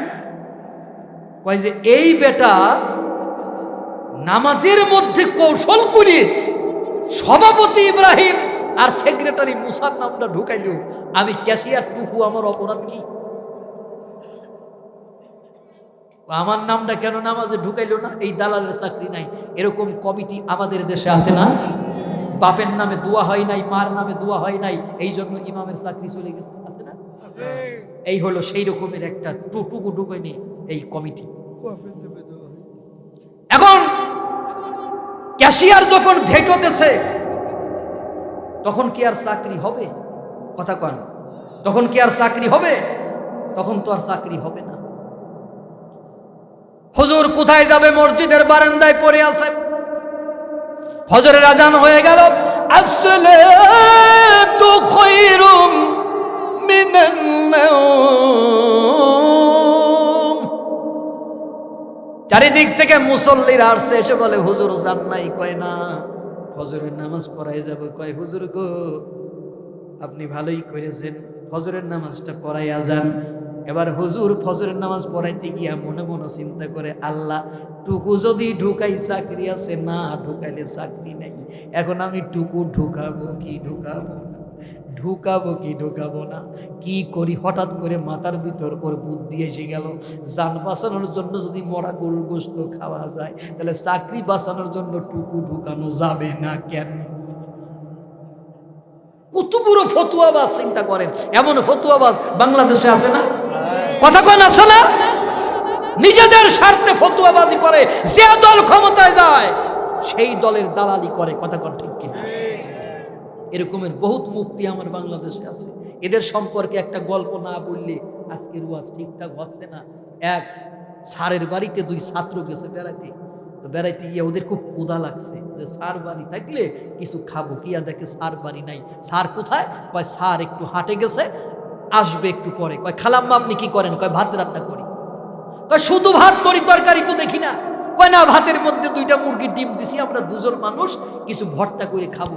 কয়, লা হাওলা ওয়ালা ও মূসা ওয়া ঈসা ওয়া টুকু আন আকিমুদ্দীন।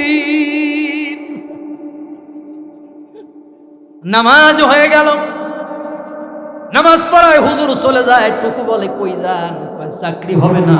থেকে লাভ কি? কয়, যাবেন না, চাকরি পাকা হয়ে গেছে। কেন গো?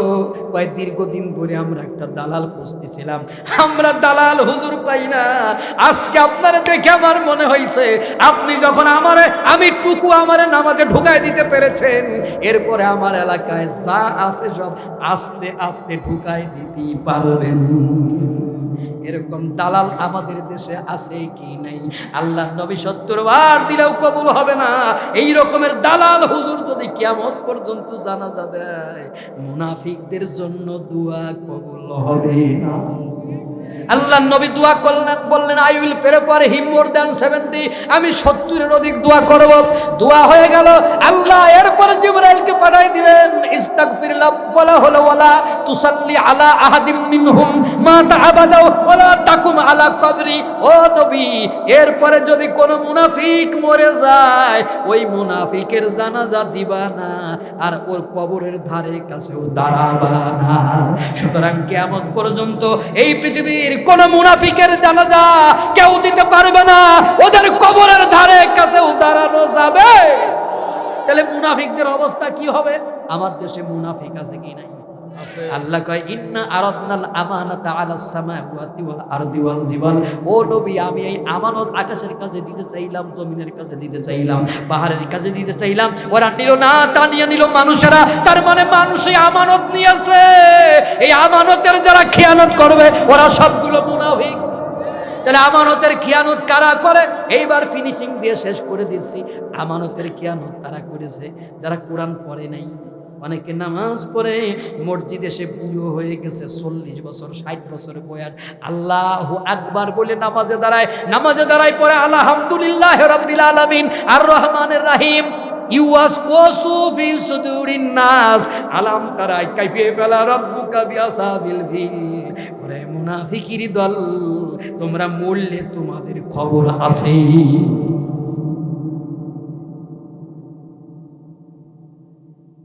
কোরআন না পড়িয়া বলবো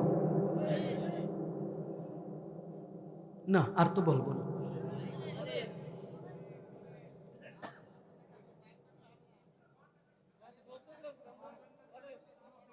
এই 12টা যে বেজে যাচ্ছে আমি খেয়াল করিনি ভাই, আমার অপরাধ হয়ে গেছে।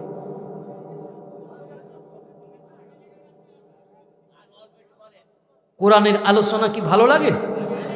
প্রতি বছর এমন মাহফিল হোক, এটা কি আমরা চাই? কোরআন না পড়িয়া বলবো যে গেল মরিয়া, কবরে থাকবে একা একা, কেউ না দিবে তোরে দেখা। ঠিক কিনা? কোরআন কেউ যদি না পড়ে মরে যায়, ওর কেউ দেখা দেবে না, আল্লাহ নবী কে কারুর দেখা পাবে না কবরে। শোনো ভাই মুআল্লিম, কোরআনের দাও তালিম, কোরআনের ছোঁয়া লাগিলে পালাইয়া যাইবে জালিম রে, পালাইয়া যাইবে জালিম। ঠিক না বে ঠিক? কোরআনের ছোঁয়া যে জায়গা, সে জায়গা থেকে জালিম থাকে না, চলে যায়। শোনো ভাই মুআল্লিম, কোরআনের দাও তালিম, কোরআনের ছোঁয়া লাগিলে পালাইয়া যাইবে জালিম রে, পালাইয়া যাইবে জালিম। এই কোরআন পড়ো, কোরআন ধরো, কোরআন দিয়ে জীবন গড়ো, কোরআন পড়ো, কোরআন ধরো, কোরআন দিয়ে জীবন গড়ো, কোরআনের সাথে করো সখা, কেউ না দিবে তোরে দেখা।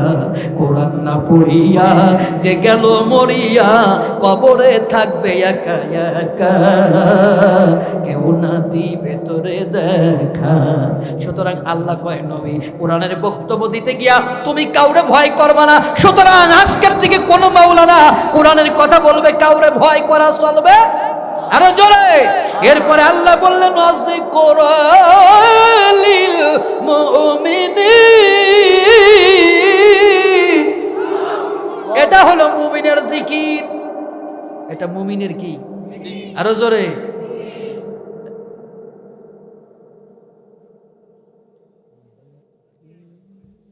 উনি চলে যাচ্ছে, তাই বললো যে মুনাজাত করে চলো, বসো। এই জন্য বসে পড়েছে। আচ্ছা ঠিক আছে, এই তুই বয়, দাঁড়ায় আসিস কেন? এমন দোয়া করবো যে জীবনে বউ পাবি না।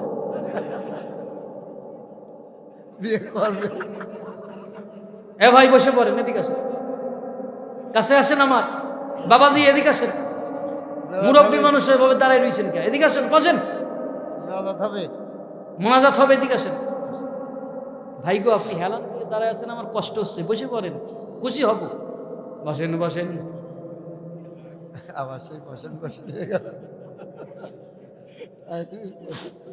আচ্ছা বাবাজি, ভালো লাগতেছে না যতগুলো লোক নিয়ে শুরু করছি? এখন তত লোক নিয়ে দোয়া হবে। আমি কোরআনের তাফসীর করেছি, আপনারা শুনেছেন।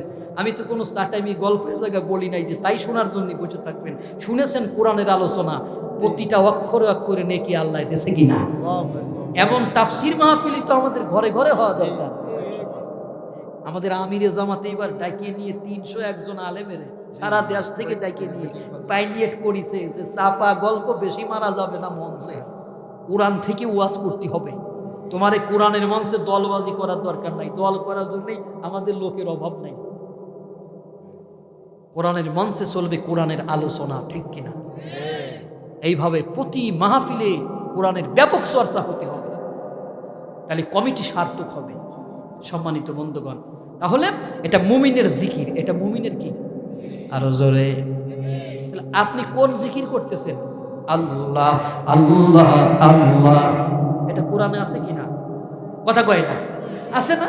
তাহলে জিকির লা ইলাহা কোরআনে আছে কিনা? তাহলে এটা কি? আচ্ছা, যদি এমন হয় এটা কি? বাবাজি এটা আছে, তাহলে এইটা কি? বাপের দরবারে যাচ্ছে, মাইকে হুক্কা হুয়া বাজতেছে, এক হাতে গরুর দড়ি আর এক হাতে বিড়ি নিয়ে বাপের দরবারে যাচ্ছে। গরু দিলেই জান্নাতে চলে যাবা, তা হবি না নে। তুমি জান্নাতে যাওয়ার জন্য অলির দরবারে যাও, আমার কোনো সমস্যা নাই। তবে কোন অলির দরবারে যাবা?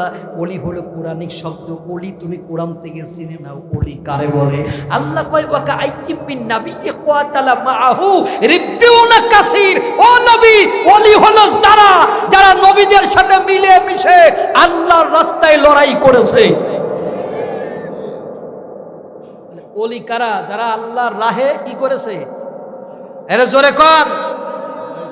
আমার বাংলাদেশে একজন প্রখ্যাত অলির নাম কর, প্রথম যার নাম আসবে বলেন। রাইট, শাহজালাল। সিলেটের মাটিতে কেন আসছিলেন? এই কোরআনের আয়াতের সাথে মিলে দিচ্ছি, কোন যে ইসলাম প্রচারের জন্য। উনি ইসলাম প্রচারের জন্য সিলেটের মাটিতে আসে নাই। ইতিহাস জানতে হবে। During the rule of king Gour Govinda, debated Muslim Burhanuddin slaughtered count the occasion of the aqiqa of his newborn son. ইতিহাস হচ্ছে গৌরা গোবিন্দর শাসন আমলে বুরহানুদ্দিন নাম করে একজন ডিবাটেড মুসলিম তার ছেলের আকিকা উপলক্ষে একটা গরুকে জবাই করেছিল। এটা ছিল অপরাধ, কেন ওয়ারশিপ দ্য কাউ, তারা গরুরে পূজা করত, গরু ছিল তাদের মা। এই অপরাধে গৌরা গোবিন্দ বুরহানুদ্দিনের হাত কেটে ফেলে দিল। মুসলমানদের করুণ ইতিহাস শোনেন। ছোট বাচ্চারে ধরে আনা হলো, কাট ইনটু পিসেস, কেটে কেটে টুকরা টুকরা করা হলো। মুসলমানদের নির্যাতনের খবর চলে গেল তখন দিল্লিতে। দিল্লির তখনকার সম্রাট গাজী সালাউদ্দিন নাম করে একজন সাধারণ সৈনিককে সেনাপতি করে তিনি সিলেটে পাঠালেন। প্রতিমধ্যে যোগ দিলেন শাহজালাল রহমতুল্লাহ আলাইহি।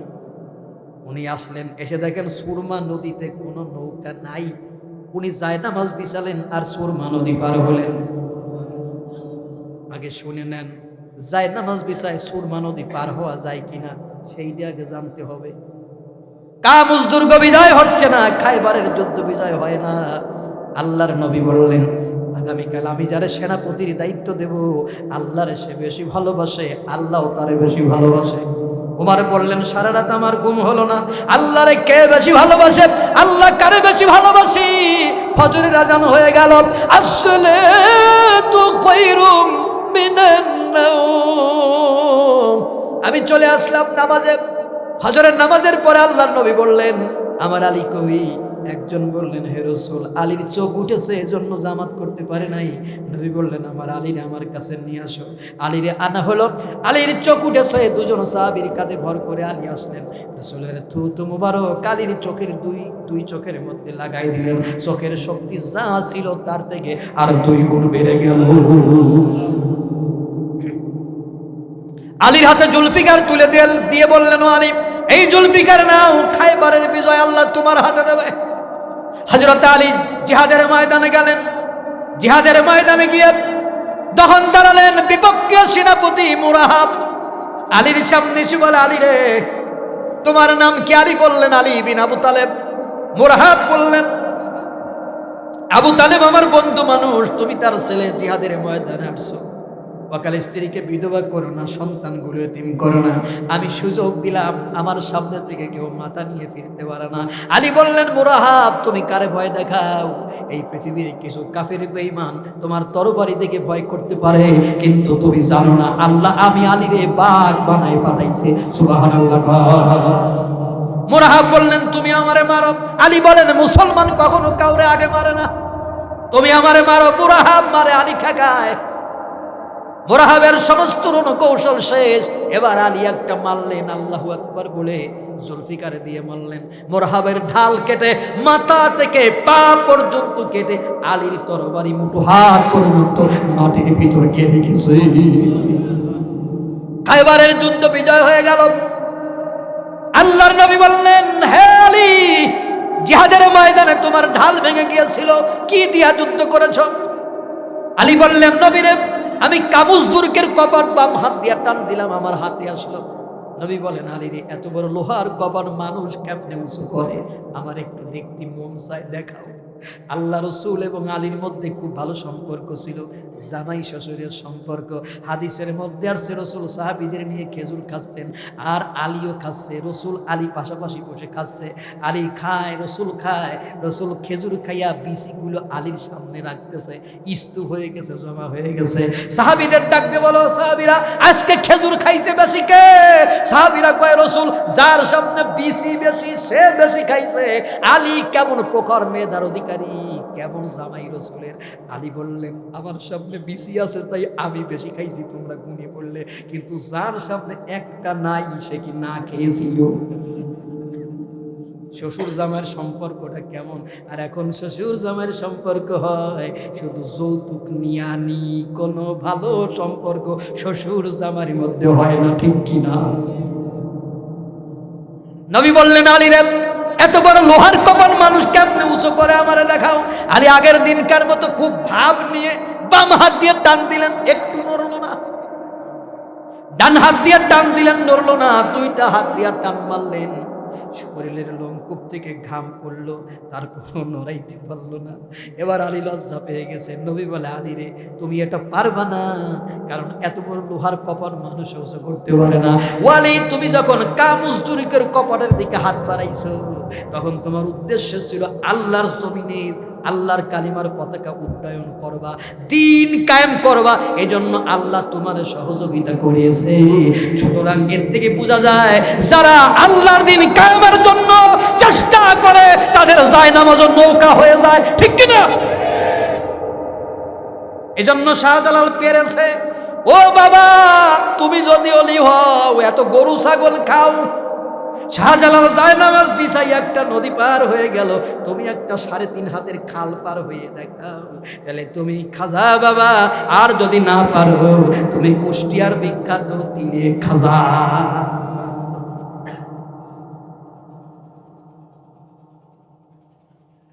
সম্ভব? সম্ভব। সুতরাং জিকির হতে হবে কোরআনের জিকির। কিসের জিকির? কোরআনের জিকির। এখন এই কোরআনের জিকির ঘরে ঘরে চালু হোক, চাই কিনা? সবাই চাই কিনা? আল্লাহ বাংলার প্রতিটি ঘরে ঘরে এই জিকির পৌঁছে দিন, বলেন আমিন। আরো জোরে কোন আমিন। ভাইরা, এখন আমি 1.5 ঘন্টা ওয়াজ করি, আমি পুরা 2 ঘন্টা করে দিয়েছি। এখন আপনারা চলে যান, আপনাদের ছুটি।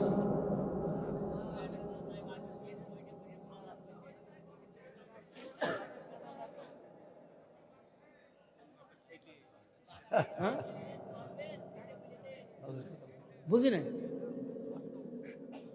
না, আমি তো ছুটি দিয়ে দিছি।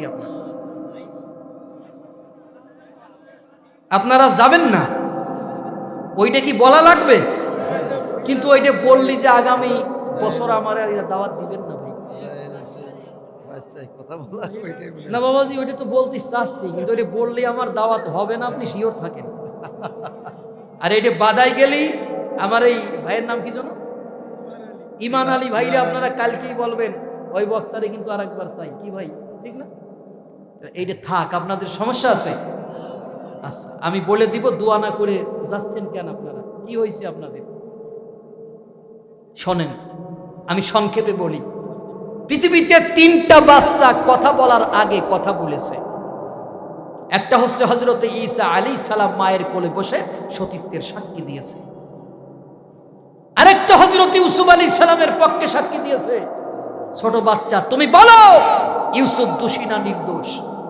ছোট বাচ্চা বললে, ইউসুফের যদি সামনের জামা ছেঁড়া থাকে ইউসুফ দোষী, জুলাইখা নির্দোষ, আর পিছনের জামা ছেঁড়া থাকলে ইউসুফ নির্দোষ, জুলাইখা দোষী। জামা ছিঁড়া কোন জায়গা? অপরাধীকে। জেলে যাবে কে? গেল কে? বিনা দোষে। আমার দেশে অনেক আলেম বিনা দোষে জেল খেটেছে। কথা কোন? এইটা কয় যে আমরা খাটিছি, তা জেল তো ভালো জায়গা।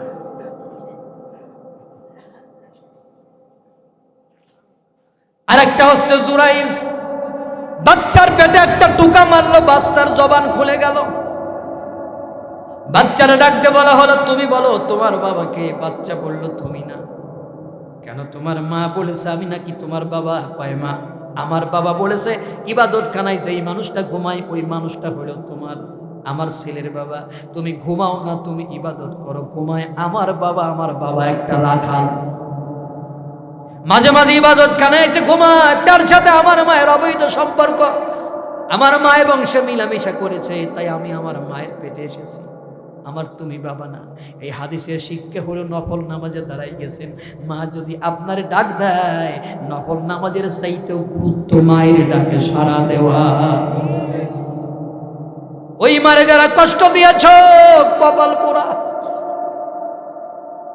এই জন্য আজকের থেকে তওবা করে যাও, আজকের থেকে শপথ করে যাও, যাদের মা বেঁচে আছে, বাবা বেঁচে আছে, আমরা তাদের খেদমত করব। আমরা সারা জীবন মায়ের ওয়াজ করি, বাবার ওয়াজ আমরা করি না। বাবারা কি আসমানতে টপ করে পড়েছে? সেজন্য আজকে বাবাদের নিয়ে একটা গান গেয়ে যাই, বলবো? চাকরি নাই বুড়ো বাবার, বসে বসে খাচ্ছে খাবার। রোজগার নাই বুড়ো বাবার, বসে বসে খাচ্ছে খাবার। তাই বলে ও সম্মানটা কি করো না? ভালো করে দেখো ভেবে, তুমি একদিন বুড়া হবে। ঠিক কিনা? ভালো করে দেখো ভেবে, তুমি একদিন বুড়া হবে। তোমার ছেলেও তোমার কথা মানবে না। বাবার মনে কষ্ট দিও না, ও ছেলেরা বাবার মনে কষ্ট দিও না। এটা মনে রাখেন, আপনি যদি আপনার বাবার মনে কষ্ট দেন, কষ্ট আপনার মনেও পৌঁছে যাবে।